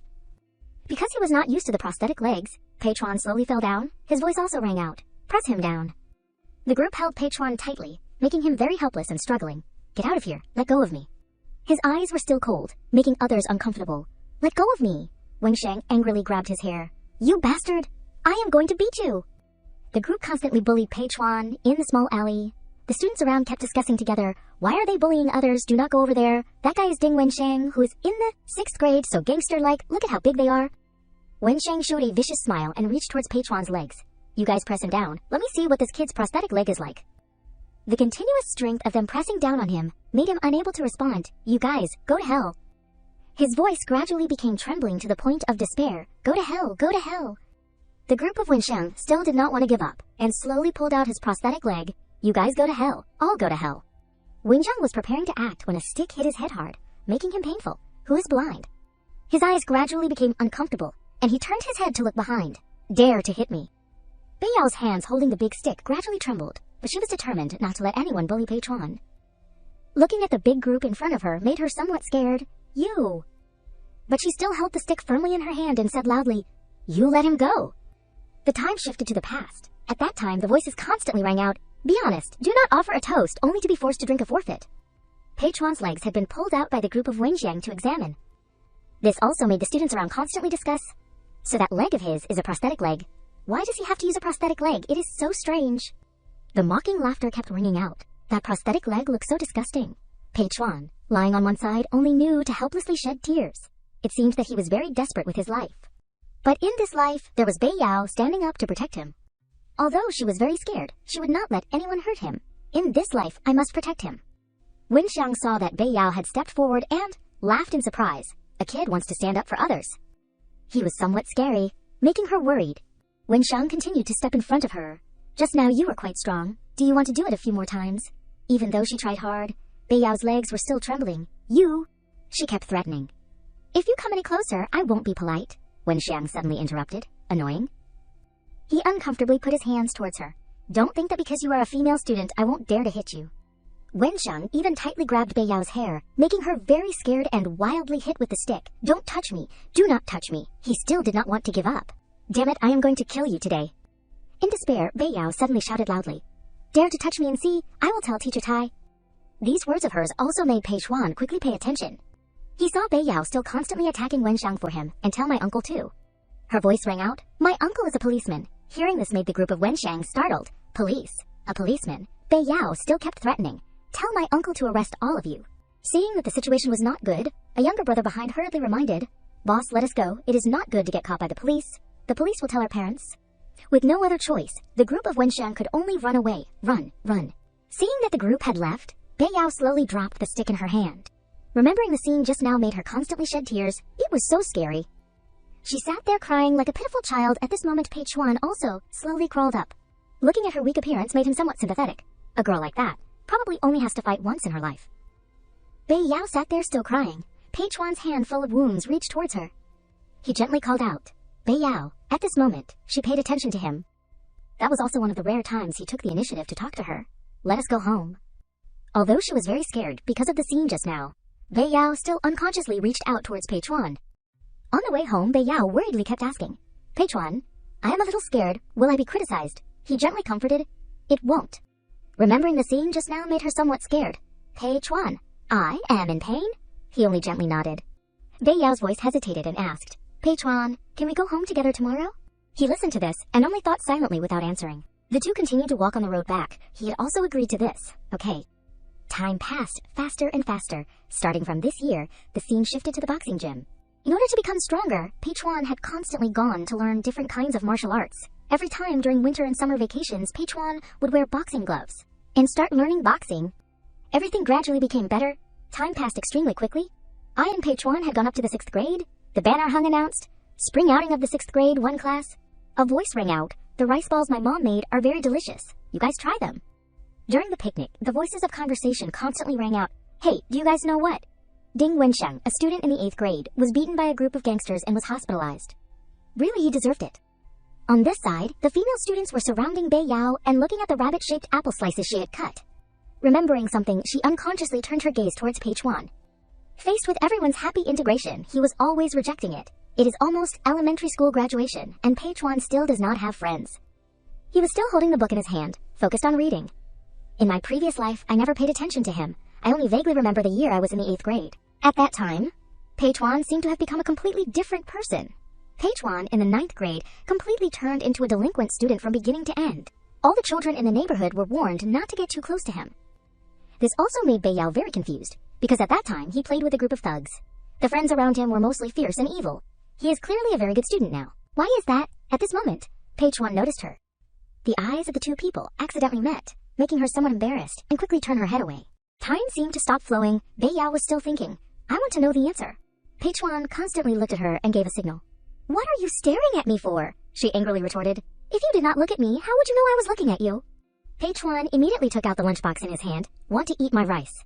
This made Bei Yao a little startled. In his eyes, am I a gluttonous pig or something? A shout rang out.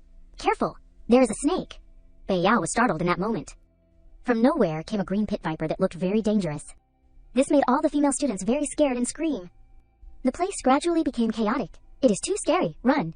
At the same time, the teacher hurriedly ran over and shouted a warning. Bei Yao, Hua Ting, get out of the way. At this moment, Hua Ting was so scared that she shed tears. The snake is crawling towards you. The snake was rushing closer and faster. Both of them were limp and could not do anything. Knowing that she was about to be bitten by the snake made Bei Yao somewhat helpless. In the last moment, luckily a hand reached out to grab the snake. Pei Chuan carefully used his hand to hold the snake tightly. In order to protect Bei Yao's safety, he continued to slam the snake down to the ground. Taking the rock right next to him, Pei Chuan slammed it straight into the head of the snake. This scene made everyone in the class freeze in fear. Seeing the gaze that everyone was giving him made Pei Chuan suddenly stiffen. His eyes gradually became embarrassed, not knowing what to do. Their eyes are looking at me. Everyone at this time had looked towards Pei Chuan, seemingly wanting to distance themselves from him. He sat there quietly without reacting. Maybe he was regretting his actions just now. Bei Yao on one side had also observed the entire scene just now. She worriedly remembered everything, Pei Chuan. If it was another girl who caught this snake.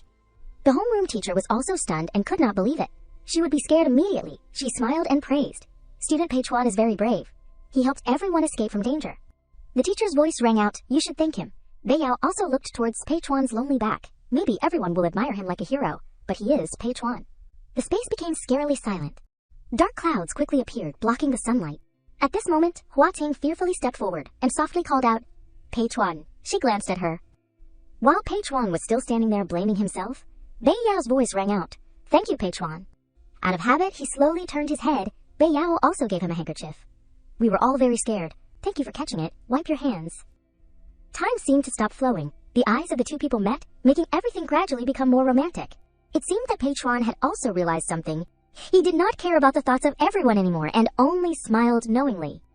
Pei Chuan took the handkerchief that Bei Yao gave him.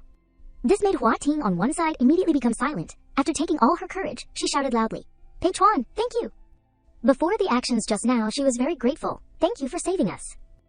The words of Bei Yao and Hua Ting made everyone in the class look at Pei Chuan with different eyes. Minjin praised in surprise. He is so talented, he even dared to catch a snake. Chen Hu proudly pointed at himself, that is nothing, I can catch it too. She heard this and turned her head to look at him. Chen-hu, you only know how to brag. Just now I saw you were so scared that you hid in the back. But he was very stubborn. No way, I am very brave. Do you have... Minjin quickly reminded. Stop bragging. Beiyao also gradually stepped towards Pei Chuan. Pei Chuan? We? Before she could finish speaking, he reminded, Don't come here, it is still not dead. She heard this and immediately became scared. He calmly announced, Let me throw it away. This made her very touched. Thank you. Hui Ting and Beiyao watched Pei Chuan's back. Although he was a little lonely, he had done a good deed to help everyone after this matter. Everything gradually became better in school. Pei Chuan's relationship with his classmates had improved a lot. Before, no one in the class talked to him, but now. Between Pei Chuan's desks, the students constantly surrounded and chatted. Can I borrow your eraser for a bit? I will return it to you right away, Pei Chuan. Do you know how to solve this question? After thinking for a short period of time, he quickly calculated. Let me solve it for you. Here. No, the distance is 45 times 2, which is 90 kilometers, the distance to meet. Pei Chuan's voice kept ringing out. Therefore, the car that starts from side B will meet the car that starts from side A after 3 hours. This also made Beiyao realize. Pei Chuan is becoming more and more integrated. Looking at Pei Chuan's academic ability made everyone admire. He can write 3 different solutions for one math problem. So amazing. Beiyao also smiled and stepped forward to praise. Pei Chuan, how can you be so smart? This praise made him blush in embarrassment and slightly lower his head. Time passed. All the graduating students were gathering at the schoolyard below. We're going to take graduation photos. Do not run around. It feels like we have graduated already. I am so reluctant. Check to see if my hair is messy. The students seriously stood in a line on one side with the teachers. Have you lined up? Get ready to take the picture. Minjin was surrounded by many of her classmates. Chen-hu also stepped forward. Let me stand with you, the photographer called out. 3, 2, 1, cheese. A commemorative photo between the students was taken. 6th grade 1 class of Zhaoyang Elementary School. Beiyao happily held this photo and examined it carefully. Finally, I have graduated from elementary school. She quickly used her hand to stroke Pei Chuan's figure. Pei Chuan is always so quiet. Right at that moment, Yilan quickly appeared and asked, Yao Yao, your aunt is opening a dance class. Since you do not have anything to do this summer, do you want to go to dance class? Beiyao heard this and somewhat disappointedly replied, I am too old. It is hard to follow now. She even angrily thought, You borrowed money from Dad 3 years ago and have not paid back a dime. You are very strict with everything else. I do not want to learn. This also made Yilan feel uncomfortable. How can you stay at home all summer? You have to exercise, right? She smiled and asked back. Then can I learn to dance with the CDs? After thinking for a short period of time, she finally nodded in agreement. That sounds good. Then I will go buy 2 CDs tomorrow. The scene shifted to Pei Chuan's balcony. A gentle breeze blew, sending flower petals forward. He was still sitting next to the window, focusing on studying. Feeling that something was strange made him turn his gaze to one side. In the apartment opposite, Beiyao was still constantly learning to dance to the music of the CD. She happily twisted and turned to warm up her body. Looking at this scene made Pei Chuan somewhat dazed and confused. Realizing something, he quickly blushed and pulled the curtains to cover it. Day after day passed. Throughout the summer vacation, Pei Chuan hardly opened the curtains once. Time flew by. Middle school classes were assigned according to the results of the final exam of the 6th grade, the 7th and 8th grades were experimental classes, and the rest were regular classes. The story was also told by Beiyao. Chen-hu was honored to enter the 6th grade and was ranked last in the class. This made his father very angry. All the friends of the same age in the neighborhood entered the best class. The more he talked, the more angry he became. Only you do not want to make an effort, Chen-hu cried and ran quickly forward. At the same time, school life also began. Our 7th grade had many familiar faces. Fang Mingjun, Hua Ting, and Li Da, who specializes in being last, also entered this class. The most important thing is... Beiyao happily stepped inside the classroom. I and Pei Chuan were still in the same class. Moreover, we can choose our own seats. As soon as she saw Pei Chuan, she immediately called out, Pei. Suddenly Hua Ting's voice rang out, Yao Yao. She happily ran over and suggested, That is great. We are in the same class again. This semester we can sit together. This made Beiyao somewhat dazed. She secretly glanced at him on one side, but Pei Chuan... At this moment, a girl stepped in front of Pei Chuan and introduced herself. Hello, I am Zuo Yingjing. Can I sit next to you? Beiyao immediately became sad. This made Hua Ting surprised. Yao Yao, what is wrong with you? Do not you want to? Pei Chuan also paid attention to her. Beiyao. Without thinking much, she and Hua Ting stepped in another direction. No way! Me and Hua Ting are good friends. But Beiyao's expression was not as happy as it seemed. Why do I feel a little sad in my heart? In this new environment, apart from us, no one knows about Pei Chuan's legs. It is a good thing that someone is actively approaching him. I should feel happy for Pei Chuan. She still tried to comfort herself. Yes, I should be happy. From the bottom of my heart, that is good. Pei Chuan will definitely get better and better. But Pei Chuan on this side became very uncomfortable. Why did not she come to sit with me? Is it that she thinks she has finally escaped me, a cripple? Until it was time to leave, Bei Yao hurriedly ran quickly forward. Pei Chuan, wait for me. He still ignored her and continued to walk, finally catching up with him. Pei Chuan's eyes were very cold and reminded, you go home with Hua Ting. His words made her confused. Hua Ting's house is not in this direction. What is wrong with you? His attitude had completely changed. Don't follow me anymore. Are not you annoyed? These words hurt Bei Yao's little heart. He still ignored her and stepped forward. She hesitated and stopped. With no other choice, she continued to walk after him. But my house is also in this direction. Time passed. Pei Chuan walked in the long corridor somewhat angrily. One day has passed. She has not come to talk to me and has not come to ask for water. And so he angrily drank all the water in his hand. I won't bring water for her anymore. Bei Yao was going to school on one side and sneezed for some reason. She remembered the distance between the two people getting further and further. She could only follow behind Pei Chuan. But my house is also in this direction. Time passed day by day. Bei Yao only knew to look at Pei Chuan's back. She had become very sad. After today, Pei Chuan has not talked to me anymore. Even so, Bei Yao could not give up. I definitely won't give up. As soon as she saw Pei Chuan, she immediately called out, Pei Chuan. He still ignored her and continued to walk. She kept running after him. You are walking so fast. Wait for me. I want to go with you. Seeing that Pei Chuan did not have any reaction made Bei Yao somewhat worried. Pei Chuan, are you still angry? She kept chatting when she did not see him respond. Don't be unhappy anymore. Let me sing for you. Without letting him react, Bei Yao was humming the sentence, pride in your eyes, because I know the rest of my life. Pei Chuan walked towards his familiar home, Bei Yao comfortably saying right next to him. Her voice constantly rang out in his ears. In your eyes I have found the confidence that I lost. The two were still walking side by side home as usual. At that time, I understood that love can make people live so bravely. Remembering something, Bei Yao called out, that is right, Pei Chuan. Her face became very excited. Do you think the language teacher is beautiful? He coldly replied, ugly. His unapproachable nature also made her thoughtful. In my memory, in the 8th grade, when I lost weight, my temperament was quite similar to the language teacher. So maybe Pei Chuan also thought that I would be ugly like that in the future. Seeing herself thinking too much made Bei Yao laugh. Forget it. Why think so far? The present is the most important. She immediately stepped forward and called out, Pei Chuan. Her next sentence made him freeze in that moment. Let us make up, okay? You could clearly see that Bei Yao's expression was very sincere, and she was waiting for an answer from him. Remembering a story, Bei Yao continued, my grandmother's house just got a new puppy. It barks every time it sees me. Every time I go home these days, I am scared. Pei Chuan seemed to have understood something, so you just want me to help you chase away the dog, right? She quickly shook her head and waved her hands to explain, no, you misunderstood. Bei Yao's eyes lit up, and she kept declaring, I mean, it is so scary. If it rushes over, I will protect you. A few simple words of hers made Pei Chuan's heart beat rapidly. Protect me. He slightly blushed and turned away, reminding himself, I clearly did not plan to forgive her so easily. Because he did not Bei Yao to see his face, he hurriedly stepped forward, making her surprised. Pei Chuan. Pei Chuan was still trying to calm himself down. Stop dawdling, let us go home. Having played with him for too long made Bei Yao understand, so we have made up, right? This made him blush, and not want to admit. Shut up! Bei Yao happily followed behind him. Pei Chuan is still the same, cold on the outside but warm on the inside.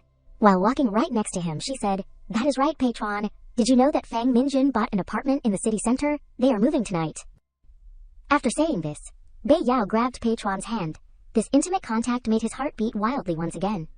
But she still did not pay attention and kept pulling him forward. Let us go quickly. We can still make it to see her off. He heard this and was confused. I am not close to her. On this side, all the friends were still surrounding. Minjun? Minmin, this is a gift I gave you. Remember to come back and visit us. Do not forget us. Bei Yao also stepped forward and called out, Minmin. The familiar call made her surprised and turn her head. Minmin. Bei Yao held the rabbit teddy bear and happily ran over. Luckily, I made it. In her hand, she held a very beautiful wallet. Here's this small wallet for you. Taking the wallet in her hand, Minjun smiled, touched. Thank you, Pei Chuan watched everything on one side. I do not like her, but I can't hate her either, because she is always like a gentle little moon without any sharp edges. Minjun did not forget to praise. It is so cute. I like it very much. She laughed and replied, luckily, I made it in time. Only Pei Chuan next to her understood. So for this whole month she had been saving money on snacks, to save money to buy a gift for Fang Minjun. He was lost in his own thoughts again. She treats everyone well the same, and I am not an exception either. At this moment, a friend next to her looked at Chen Hu and asked, Chen Hu, you have not been happy these days. Is it because Fang Minjun moved? Do you like her? He heard this and blushed and hurriedly said loudly, What? What nonsense? Who likes her? but his friend on the side kept encouraging, "If you like her, just say it, or take her home after school." He shyly told everything, "I also want to," but my cousin said that distance creates beauty. Girls do not like guys who are too clingy. Getting too close will make people see you as a brother. These words also made Pei Chuan on one side become shocked and unbelievable. As soon as Bei Yao turned her head, his figure had disappeared. "That is strange. Did not we make up? Why did not Pei Chuan wait for me anymore?" Time quickly shifted to the next morning at Bei Yao's apartment. Inside the room, she kept writing down what she remembered in her previous life. It clearly recorded different information. In my memory, Pei Chuan's parents divorced when he was in middle school. It seems that Pei Chuan's personality also completely changed because of this matter. But currently his parents have not divorced yet. At the same time, there was a change with Minjin. Min's appearance had also started to change. In my previous life, there were many rumors about her. The Jade Girl of that day has now become a mistress. A tycoon has divorced his wife because of her. The image of the Snow Queen fell from the Peak of Fame. The Hong Kong actress Snow Queen fell from the Peak of Fame because she interfered in other people's families. Bei Yao sat there thoughtfully remembering everything, and I finally have memories of the first year of high school. She looked at herself in the mirror and asked herself, "Will I really become a school beauty that will surprise everyone in high school?" On this side, Pei Chuan was still constantly looking at the machine in his hand. Right at that moment, Hao Bin led Bei Yao in. "Xiao Chuan, Yao Yao is here." He happily turned around and left. "Xiao Chuan, Dad has something to go out, you guys chat." Bei Yao also slowly stepped inside. Realizing her beauty made Pei Chuan somewhat moved. The machine in his hand hurriedly made strange beeping sounds. To avoid being embarrassed, he quickly reached out to turn off this machine. Seeing Bei Yao still standing there quietly, Pei Chuan quickly reminded, "What are you standing there for? Come here." Looking at the notebook in her hand made him a little surprised. "Can't do your homework." She obediently stepped towards him. "Not really. I wanted to ask if." Her eyes had become very expectant. "Can you contact Fong Minjin?"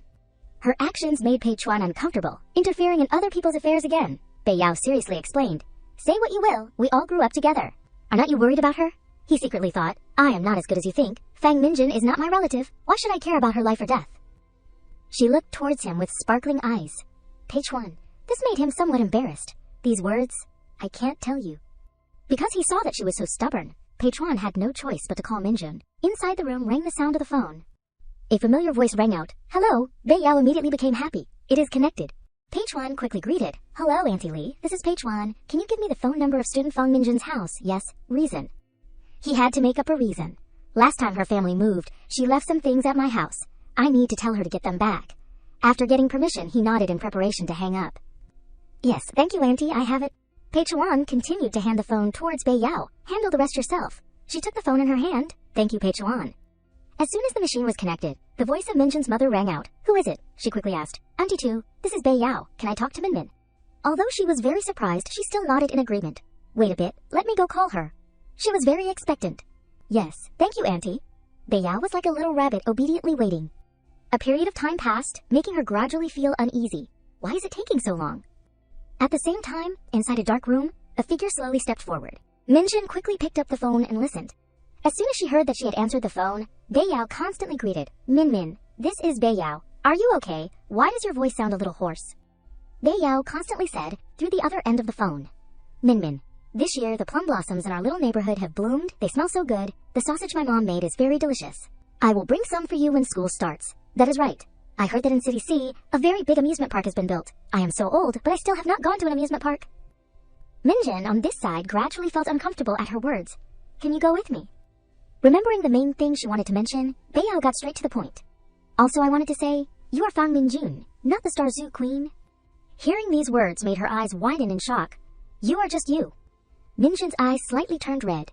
I am myself," she nodded to confirm. "Then you have always been Fang Minjin." The voices of different people constantly appeared in her mind. I heard she looks like Snow Queen. Seeing her today, she really does look a little like her. Is not this the little Jade Girl? She is like Snow Queen. Snow Queen is a cold beauty, so as a little Jade Girl, you can't cry. How is she like my Min? She is too skinny. Even those who say she looks like Snow Queen. Every expression, frown or smile must be copied from Snow Queen. You are just you. The knife in Wan's hand also slowly fell hard to the ground. Tears constantly flowed down her face. This is the first time someone has told me that I am myself. That is right. I am only 12 years old. She cried like a pitiful child. I have never been to an amusement park, and I have never seen how the plum blossoms at the gate of the neighborhood bloom. It turned out that Minjun was just a pitiful child. I can't die, Bei Yao, thank you. After finishing the conversation with her, the room immediately became silent. Bei Yao carefully put the phone back in its original position.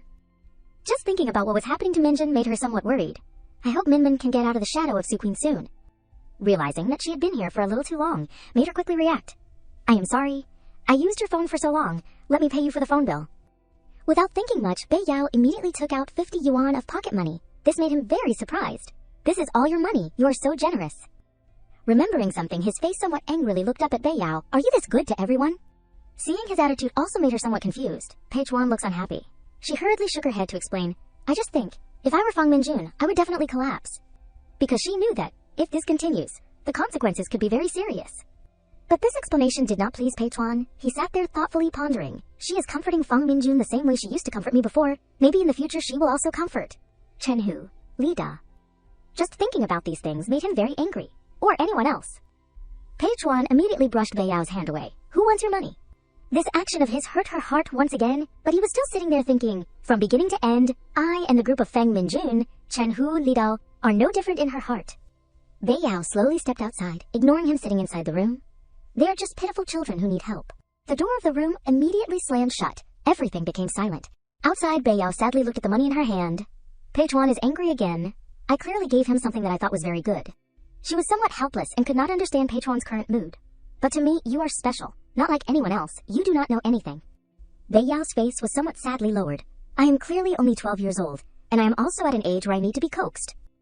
This time she did not choose to make up, but stepped forward. I am leaving. Goodbye, Pei Chuan. The scene shifted to another peaceful place. A short period of time had passed. At a convenience store, the children constantly discussed. I want to eat this. I only have 5 cents. Pei Chuan carefully looked at the item in his hand. This also made Hua Ting surprised and praise. You are so good.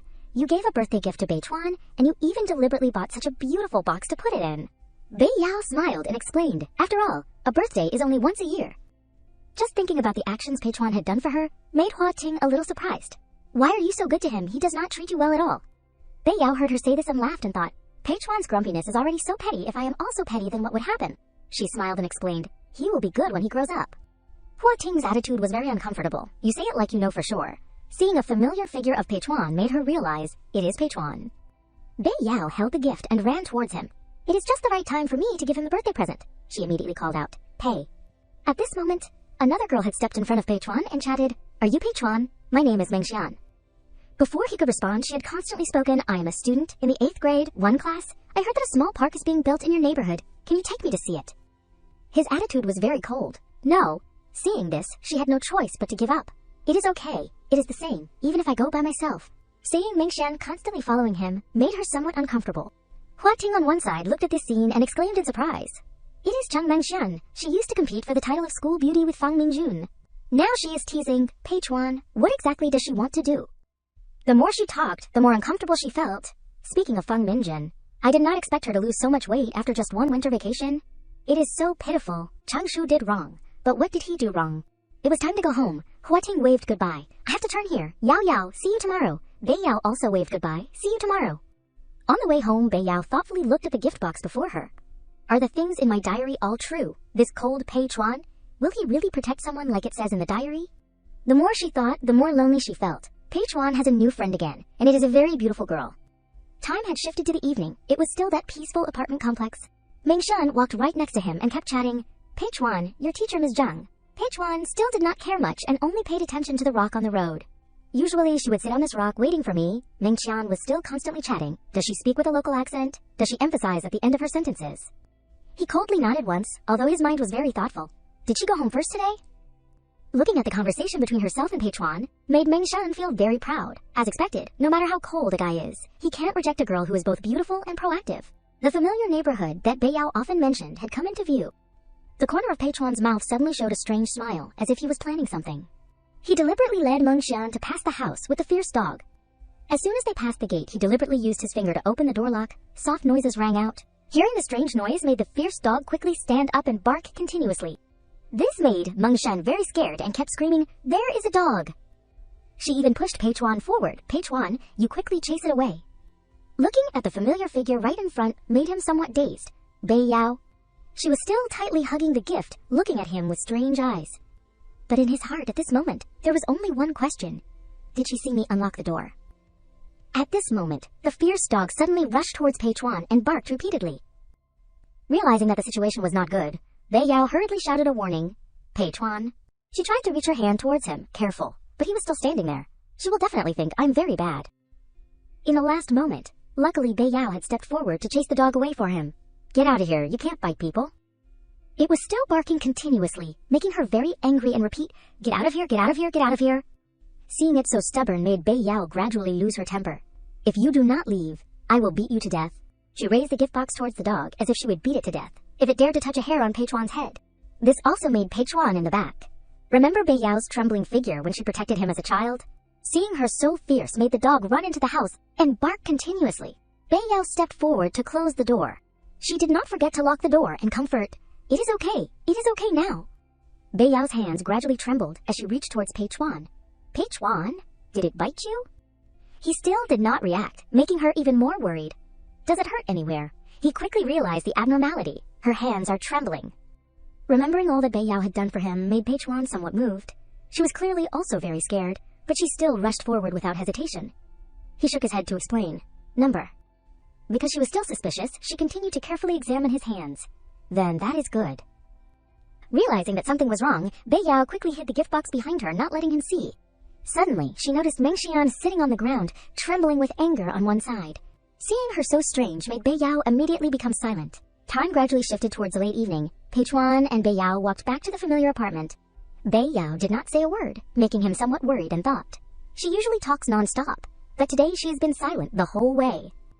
He continued to look at her to probe. As expected, she saw it right, or try to ask and see. After thinking this, Pei Chuan asked, what did you use to hit the dog just now? Bei Yao took the gift box and brought it forward, I almost forgot. She looked towards him with extreme radiance. Pei Chuan, happy birthday. She did not forget to hand the gift box towards Pei Chuan. Congratulations on getting 1 year older. He heard this and calmly nodded, thank you.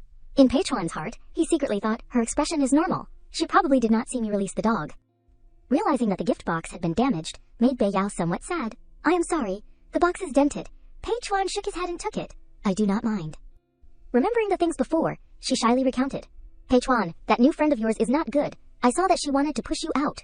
She looked towards Pei Chuan with pleading eyes. Can you not play with her anymore? He seemed to understand something, so she was silent the whole way because of Chang Mingxian. Without thinking much, he nodded in agreement. Okay, Bei Yao's face lit up. You promised, you hear. On the way back, he silently looked at her still happy face. He rejects those people with such evil intentions, if one day she knows that I and Chang Mingxian are no different, even more evil. Just thinking about these things made him very thoughtful. What will she do? He even asked himself, will she still treat me like this? Time passed. Pei Chuan and Bei Yao were still walking home side by side. After that matter, Mrs. Zhu's dog had been chained up, so I and Pei Chuan did not care about Chang Mingxian anymore. Remembering something, Pei Chuan asked, it has been a long time since I saw your mom, huh? Bei Yao turned her head to explain, my mom went back to her hometown to visit relatives. Time passed, the story was also told by her, but unexpectedly, in just a few short days, everything changed in a direction that was very unfavorable for Pei Chuan. As soon as they went to school, Pei Chuan and Bei Yao heard the discussion. He is very cold, but it turns out he secretly pleases Chang Mingxian and even took her to visit the new park. He does not even look at himself to see if he has any conditions, wanting to eat swan meat, so disgusting. These words fell into Bei Yao's ears, that is right. How can Chang Mingxian look at a cripple who does not even have legs? This made her very angry. That is too much. How can they speak badly about other people behind their backs? She was about to speak, Suddenly a voice rang out. You guys are always gossiping about others. The next words made everyone freeze in surprise. I think you guys are the most contemptible. It turned out that these words were said by Minjin. It was Feng Minjin. Feeling that it was not enough, she kept pointing out, Pei Chuan, so what? He is both kind and studies well. He won't be like you guys, speaking badly about others behind their backs. Like a group of cheap gossips. At this time, the boy could not bear it anymore, damn it. He angrily questioned loudly, Feng Minjun, are you jealous of Chang Mingxian so you are protecting Pei Chuan? This question made Minjun very dismissive and replied, there are countless people in this world who are more beautiful than Chang Mingxian. Why would I be jealous of her? This answer made the two of them laugh. The girls who are more beautiful than Chang Mingxian will never look at Pei Chuan in this life. Suddenly Bei Yao's voice rang out, you guys. She quickly pushed these two people away and stepped forward. Good dogs do not block the way. Speaking badly about others behind their backs, be careful. Seeing her looking so uncomfortable made the two quickly retreat. You foul mouth. At this moment, Pei Chuan also walked past, making the two people startled. Pei Chuan, why is he here too? Seeing that the situation was not good, the two quickly turned their heads in another direction. Let us go, let us go. It is almost time for class. Remembering something, Bei Yao happily called out, Min Min, Peichuan. Her voice rang out, let us go. But Peichuan's mood had been ruined by what happened just now. He also clearly understood his identity. There will not be a girl in this world who is so generous that she will completely accept my imperfections. His eyes gradually became sad and understood, let alone a beautiful girl. Peichuan continued to look at Bei Yao's innocent smile when chatting with everyone. What about her in the future? What kind of person will she become? He gradually became more thoughtful and withdrawn. Love and being loved, to me, is a luxury and unattainable.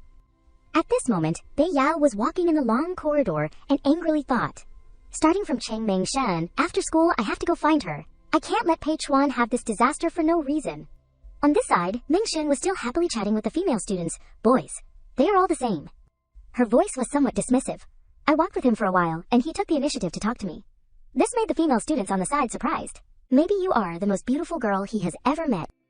The discussions rang out. That is right. That is right. He must be very excited. Suddenly a voice rang out, Senior Cheng. Bei Yao hurriedly ran over and asked, Can I talk to you for a bit? Seeing her appear made her somewhat surprised. Everyone around was also confused. Do you two know each other? She quickly waved her hand. You guys go first. Hearing Meng Xian say this, the two female students hurriedly stepped forward. We are leaving. Bei Yao looked at her. Do you remember me? I am the one who chased away the dog that day, she nodded to confirm. I remember.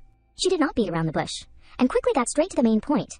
Senior, now everyone is constantly saying very harsh things about Peichuan. Can you explain clearly what happened that day to them? Meng Xian heard this and frowned uncomfortably and replied, There is nothing to explain. I did not make up those words. Bei Yao could not bear it anymore, but it was you who went home with Peichuan. She did not hesitate to expose the truth right in front of her. If you did not mess with him, then this would not have happened. This made Meng Xian very uncomfortable and say loudly, He did not even take the initiative to talk to me. What is he to you that you have to stand up for him? Hearing these uncomfortable words, Bei Yao resolutely replied, He is the person I have protected for nearly 10 years. Meng Xian somewhat froze, she continued to say, He is the person I have protected for 10 years. Her voice kept ringing out, Not a toy or a useless person in your eyes. This made Meng Xian somewhat angry. With no other choice, she had to turn around and leave, so unreasonable. Seeing Meng Xian so stubborn, made Bei Yao very helpless, not knowing what to do. She remembered Peichuan's thin and tall figure. I only hope that he can be safe for his whole life. Like before, even if his personality is cold and unapproachable, he must grow up happily. The two had gone to school together for a long time. After that day, Cheng Mengshan did not look for Peichuan anymore. Everything gradually became better, although sometimes she still heard some bad words about Peichuan. If Cheng Mengshan does not explain, then I will explain. Bei Yao constantly told everyone when discussing Peichuan, It is not like that, stop spreading the rumors. Time passed, she constantly reminded, I am telling you. But it seemed that Peichuan did not care much about these things, and left into the classroom, Peichuan said that these pale and useless explanations have no effect. He even called me an idiot. Even so, Bei Yao's eyes were still very determined to protect Peichuan's reputation, but I do not want to give up. I want him to know that. I will always stand by his side. Until school was dismissed, the two walked back side by side. Time passed, bit by bit.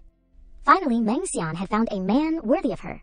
In the year we were in the 8th grade, Cheng Mengxian, who was in the 9th grade, had a boyfriend at that time. Everyone completely let go of Peichuan's matter. Remembering something, Bei Yao walked and asked, Peichuan, do you feel that Cheng Mengxian's boyfriend looks very familiar? His attitude was still as cold as before. I do not see it. This made her somewhat thoughtful. Has he never met him, or does not have an impression of him? Seeing her still dazed, Peichuan flicked her forehead. Don't worry about other people's business. Focus on reviewing for the high school entrance exam. Remembering something, he asked again. The high school entrance exam, you. Which high school do you want to take the entrance exam for? Bei Yao innocently explained. I want to take the entrance exam for high school number 6. It is close to home. He heard this and pondered. High school number 6. At this moment, Bei Yao approached Peichuan. That is right, let me tell you a secret. He heard this and was very curious. Her face turned red and she winked at him. My mom is about to give birth to a younger brother for me. Surprised? This also made Peichuan feel surprised. That is really surprising. He also understood something, so Auntie Zhao did not go home to visit relatives, but is pregnant with a baby. Bei Yao walked and happily recounted, according to the due date, my younger brother will be born this month, but he felt very confused. How do you know it is a younger brother? His next sentence made her freeze in that moment. What if it is a younger sister? Bei Yao hurriedly turned her head and replied with an innocent face, I dreamed about it. She panicked and thought, luckily I found a way to cover it up. I almost slipped up. Her face slightly blushed as she said, but it is okay. If it is a younger sister, then I will like the baby the same. Suddenly, Peichuan became strange. You want the baby to be born? Bei Yao smiled and nodded for sure, of course. His face was somewhat confused, looking at her. Aren't you afraid that the baby will take all the love from your parents? She still did not pay attention to this question and replied innocently, "I am not afraid. He and I are of the same blood. My sister and I are one family." Remembering something, Bei Yao suddenly widened her eyes. Seeing her stop made Pei Chuan feel very curious. "Why did you stop?" Unable to hide her heart, she turned her head to look at him. "Pei Chuan, do you want to have a younger brother or a younger sister?" But he coldly turned away. "I do not want." Bei Yao's eyes for him were also somewhat sad, remembering, in my memory, when we were in high school, Pei Chuan's parents had long divorced. Even things became much worse. Pei Chuan lived with Uncle Pei, but not long after, Uncle Pei found him a stepmother. She even brought a daughter who was the same age as Pei Chuan. Hao Bin announced, "Pei Chuan, this is your new mother." Just thinking about the grievances that Pei Chuan had to endure made Bei Yao feel sorry. That stepmother seemed to not like Pei Chuan, then how uncomfortable would Pei Chuan be in the future? Time had shifted to the evening. Pei Chuan opened the paper in his hand and thought, Bei Yao must still think that her persuasion had an effect, so Chang Mengxian did not bother me anymore. On the paper it clearly recorded the words, Ding Wengqiang. In the 6th grade, there was someone who insisted on seeing my prosthetic legs and pulled up my pants. Grew up not studying, living a vagrant life in society, nothing outstanding in other aspects, but if we talk about wealth, then he is definitely top-notch. Contact information. At that time, Pei Chuan had gone to meet Weng Xiang, 8th grade 1 class. Chang Mengxian, looking at the photo in his hand, made him somewhat interested.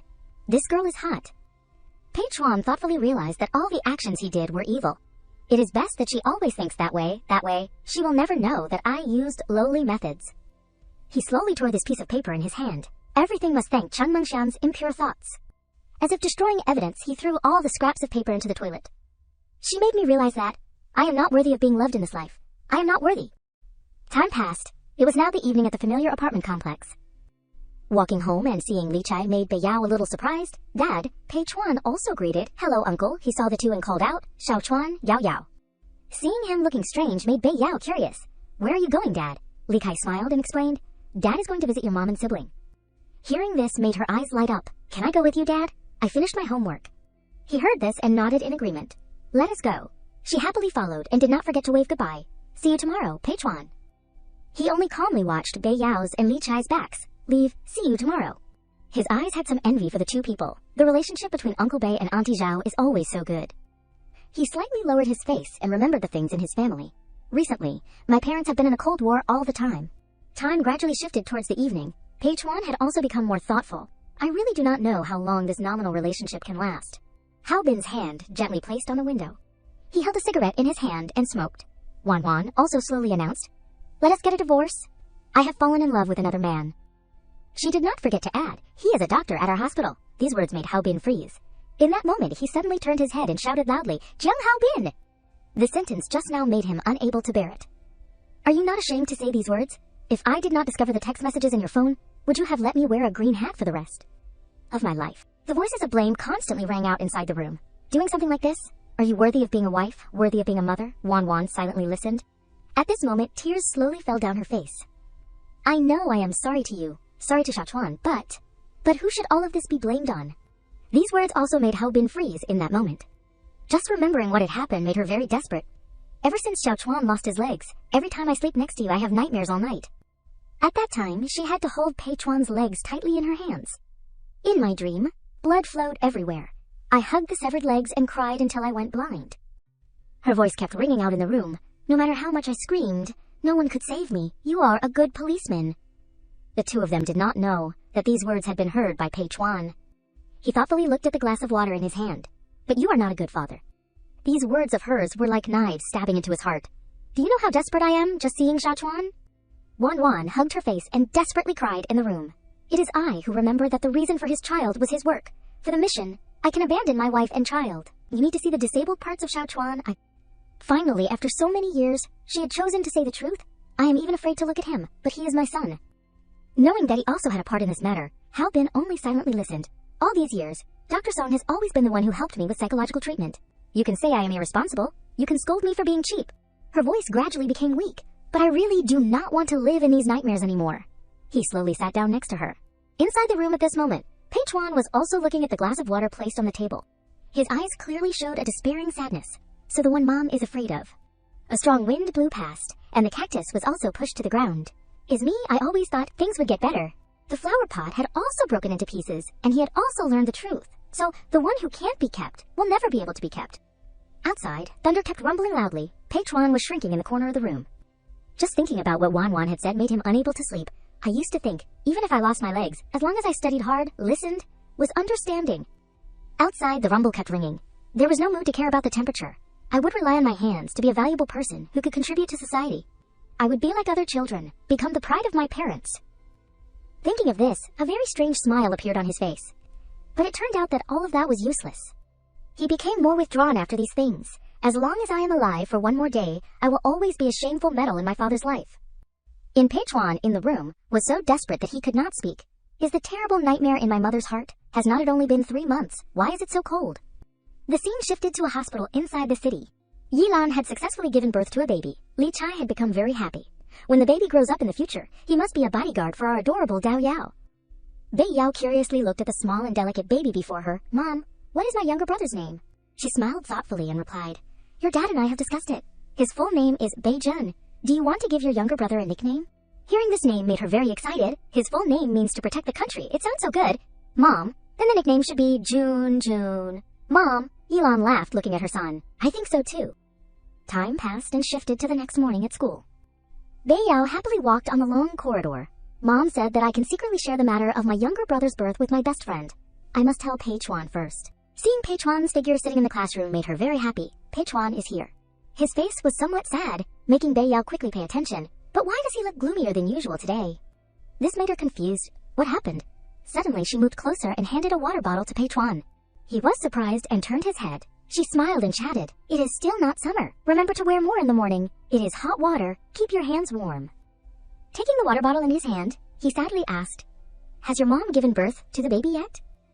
Bei Yao happily whispered in his ear, Yes, I guessed it right. It is a younger brother, not a younger sister, so tiny. Peichuan. Her voice rang out, Do you want to go see the baby with me after school? He was somewhat strange and immediately refused. I am not going. Peichuan did not forget to rummage in his desk to take out something. This is just right for your younger brother. Bei Yao was very curious. He reminded again, Reach out your hand. Holding the bracelet brought towards Bei Yao, he quickly instructed, Take it. Looking at this item in her hand made her very confused and disbelieving. Silver. Is it silver? Where did you get so much money to buy this? His face became very calm and replied, Just take it if I give it to you. Why are you asking so much? Bei Yao was still somewhat fearfully looking at the bracelet in her hand. But it is too expensive, Peichuan continued to reply. Tell your mom that my dad bought it. Because she was too worried, she quickly took this bracelet and brought it in front of Peichuan. No way, I can't take this. Peichuan, take it back. His attitude was also very resolute. If you do not want it, then throw it away. Bei Yao took the bracelet not knowing what to do. At this moment, Wating hurriedly ran in. She called out, Yao Yao, it is almost time for class. Are not you going back to your seat? She quickly pulled Bei Yao away. Let us go. I brought strawberries. She happily and excitedly recounted, We will eat together after school during lunch. Bei Yao secretly glanced at Peichuan's back. After seeing that she had returned to her seat, he secretly thought, Every year she prepares a gift for me, toy guns, homemade pillows, walnut beads, safety charm. He thoughtfully looked at the water bottle in his hand. But I have never given her a gift. I did not understand things when I was young. I can't give her one now that I am older. He sighed, remembering the things that had happened. The lesson from Chang Mengxian was deep enough, the name Peichuan that is stained with anything. He himself must also hate his current life, also becomes dirty, criticized by the world. He secretly remembered the bracelet was just perfect, under the guise of giving it to his younger brother. It would not make anyone gossip. On this side, Bei Yao was still looking at the silver bracelet, not knowing that everything was in Peichuan's calculations. And it won't tarnish her reputation. Even she herself does not understand, does not think too much. She looked at Peichuan's back, right in front of her. Coincidentally, at this moment, she also remembered all the things that had happened. Was Peichuan's mood not good today, after the matter of Chang Mengshan? The teacher had stepped into the class. She quickly rummaged for her books. No matter what emotions Peichuan has, he no longer shows them in front of me. Bei Yao looked at the letter right in her hand. He seemed to have grown up in just one night, and I could not keep up with his speed of growing up anymore. Without thinking much, she picked up a pen to write on the letter. I used simple English words to ask him. Looking at the letter that had been written, Bei Yao read it again. If he does not want to answer, I can just think of it as a game to practice common English. She carefully put the letter inside the envelope. It won't make him embarrassed. Bei Yao sealed the letter tightly, as if afraid that it would fall out. After school, Bei Yao quickly went to the post office to send this letter. She thoughtfully looked around this place. Peichuan comes here every day to pick up the fresh milk he ordered. Because she was worried, she turned her head back to look at it once more. He will definitely see this letter. She asked herself in her heart, will he reply to me? Time had shifted to the evening. Bei Yao sat thoughtfully by the window. It seemed that she did not have any mood to study. It has been so long. Pei Chuan still has not replied to me. She remembered the image of Pei Chuan holding the milk bottle in his hand and had discovered the letter sent to him. This made her somewhat thoughtful and unable to concentrate on studying, but he clearly took the letter, right? At the same time, the scene shifted to Pei Chuan's room. He carefully put the items that Bei Yao had given him into a box. After that, he did not forget to lock the box securely. Pei Chuan looked at the locked box and became relieved. These things are the same as that person. He clearly understood his mood. I must learn to ignore, learn to forget. Pei Chuan did not think much and immediately turned around and walked away. As soon as he opened the door, he saw Wan Wan sitting there quietly. Looking at her sad face, it seemed that he had understood something more. Realizing that Pei Chuan was there, Wan Wan was carrying a suitcase preparing to leave. Because she did not dare to tell him the truth, she forced a smile and gently instructed, Pei Chuan, Mom has to go on a business trip. I will be back in a few days. Remember to study hard. Of course, Pei Chuan had also learned all the truths. This day has finally come. Because she saw that he looked thoughtful, Wan Wan continued to ask, do you want any gifts? Mom will bring them back for you. But in his heart he clearly knew, Mom has already been unable to wait to run to her happiness, right? He coldly replied, no, I wish you a safe trip. Just a few simple polite words of his made her heart ache. To avoid being embarrassed, Wan Wan hurriedly turned her face in another direction. She pulled the suitcase and stepped outside. Mom is leaving. Pei Chuan, goodbye. The door of the room closed. The house also became pathetically cold. I have been paying for a long time, a long time. It seemed that the space here had changed, and only Pei Chuan was left standing there. But that door will never open again. Returning to the room, he continued to sit at the desk. Even so, I still have a little hope. He quickly listened to the conversations on the radio. She can't just be like this forever. She has to tell the child the truth. Inside the room, the conversation of the two people kept playing, I know. But is not he about to take the high school entrance exam? I have already discussed it with Pei Haobin. We will tell him after he finishes the exam. A cold sentence that hurt his heart rang out. Then, after the divorce, who will your son be with? Just thinking about these things, Pei Chuan angrily threw the radio to one side. For the first time in my life, I hate myself for having a talent in electronics. He had to endure the pain for a long time, and that ability made me know. The room seemed to only have a pathetically dark color that my mom, when I had not even completely grown up, had abandoned me. Time flew by to one day. The teacher's voice rang out, students, this year is the last year of your third year of high school. Have a good vacation or study hard at home. Teacher Zhang, standing on the podium, did not forget to seriously instruct the students. Pay attention to safety when you go out to play. I wish you a happy new year in advance. The students in the class cheered very lively. Teacher Zhang, happy new year to you too. We have a vacation. Looking at this scene made him laugh in surprise. They are still just 14 or 15-year-old teenagers. Hua Ting also slowly stood up and gently informed Bei Yao, Yao Yao, I am leaving first. She smiled and nodded. Goodbye. Hua Ting quickly left. Bei Yao also slowly stood up. Pei Chuan stood there quietly. At this moment, she stepped towards him and chatted, Pei Chuan, I have to go back to my hometown to eat Tet. This year, we probably won't see each other again until the spring of next year. She kept instructing him carefully. Remember to drink medicine and drink lots of water. Do not stay at home all day during Tet. You can play firecrackers with Chen Hu and those friends. He coldly nodded once. Seeing that he did not react, Bei Yao stepped forward. Then, I am leaving first. Her face was somewhat sad. See you next year. Suddenly, he asked, when will you be back? This proactive words made Bei Yao somewhat surprised. She happily turned her head and replied, my mom said probably in February. I will probably be back before school starts. I will bring local specialties for you. Remember to wait for me to come back. He still maintained the coldness on his face. Okay. Time passed. On a cold winter day. Bei Yao smiled and stepped forward to call out, Chen Hu, Lida. Seeing her change also surprised everyone. Bei Yao. She took her gift towards the two people. This is dry tea that I brought from my hometown for you guys. It is very delicious. Looking at Bei Yao's change also made Chen Hu and Lida freeze in shock. Oh my god, she is so pretty now. Remembering something, she immediately asked back. That is right. Where's Pei Chuan? Why can't I see him? Zhang Hu slowly recounted everything with a sad face. Before Tet, his parents divorced. Uncle Bei was injured while on duty during Tet. Pei Chuan is taking care of him at the hospital. His next words also made Bei Yao scared and stop breathing. I heard that Uncle Bei may not wake up again. Very quickly, the scene shifted to the hospital. The woman inside the room held the basin of water and walked outside and instructed, Xiao Chuan, you remember to eat? Let me go get the basin of water for your dad. For a long time, Pei Chuan had been sitting next to his dad's hospital bed. Yes, thank you, Auntie. The woman looked at him with a sad and somewhat sorry look. This child is so small, and his voice is hoarse. She sighed and stepped outside. What a pity. At this moment, the woman's husband angrily kept shouting, I am warning you. Do not even dream about bringing that cripple home. It is already hard enough to raise our own children with my salary. She desperately hurriedly reminded him, keep your voice down. Xiao Chuan is still inside, but he still did not want to give up. So what if he hears it? In short, do not even dream about it. Inside the hospital room, Pei Chuan had heard all of these words. Why are you so heartless? My brother helped you so much before. Her voice became somewhat hoarse. Now Xiao Chuan is all alone. What is wrong with taking care of him? But he was very uncomfortable. I do not have money. I can't afford to raise a cripple. If you insist on it, then let us get a divorce.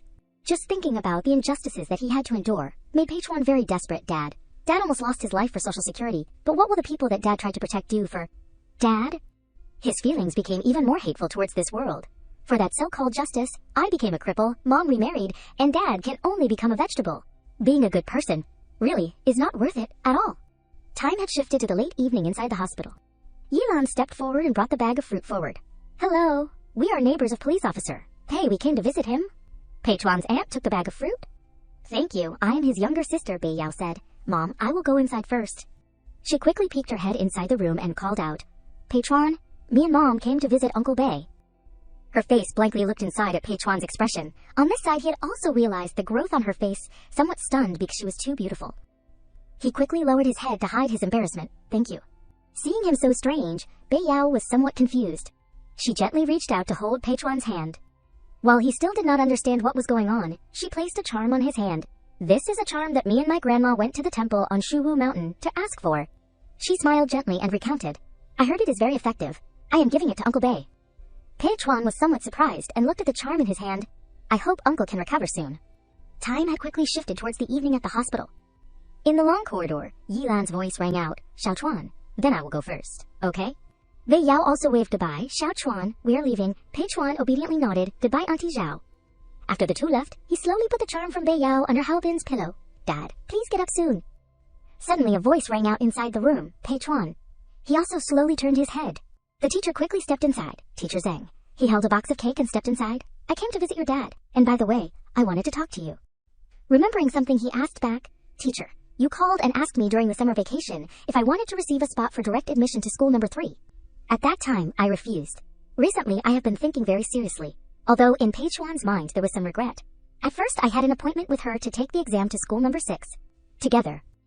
His voice rang out, I can't let down the school, and the teacher. Now can I still enter school? Number 3, teacher. Teacher Zhang heard this and was somewhat surprised. His face lit up.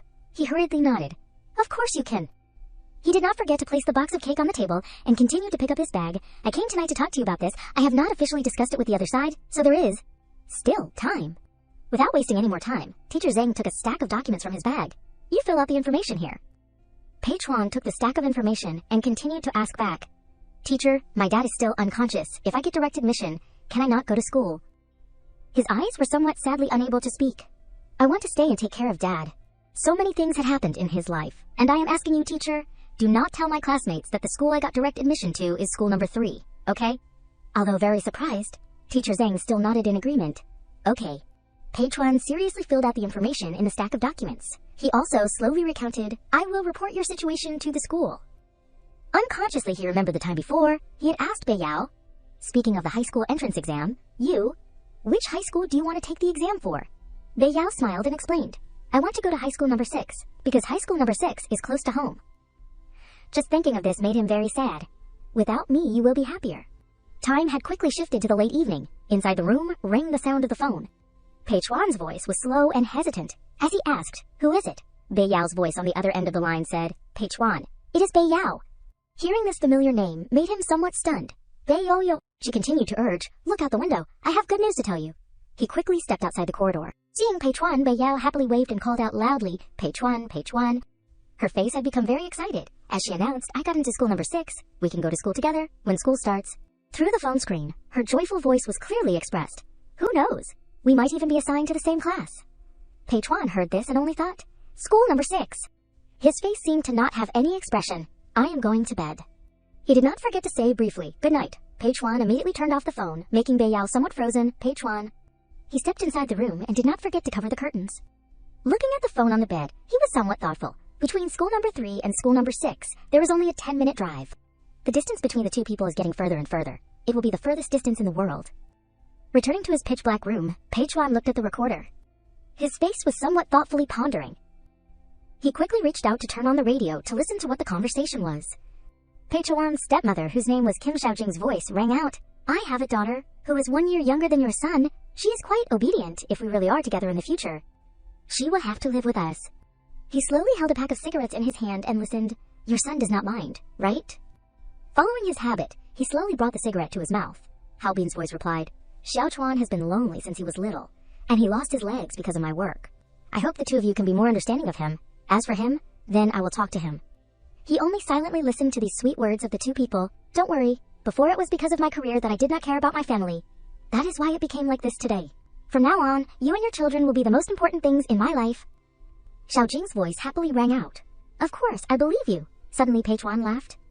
In his eyes there was some bitterness, not daring to face the truth. As expected, the things I cherish will eventually leave me. He gently leaned back and released a puff of smoke. Maybe, I do not need a family. The cigarette in his hand slowly fell to the ground. I do not need a lover. There were several cigarette butts already on the ground. I will live more comfortably.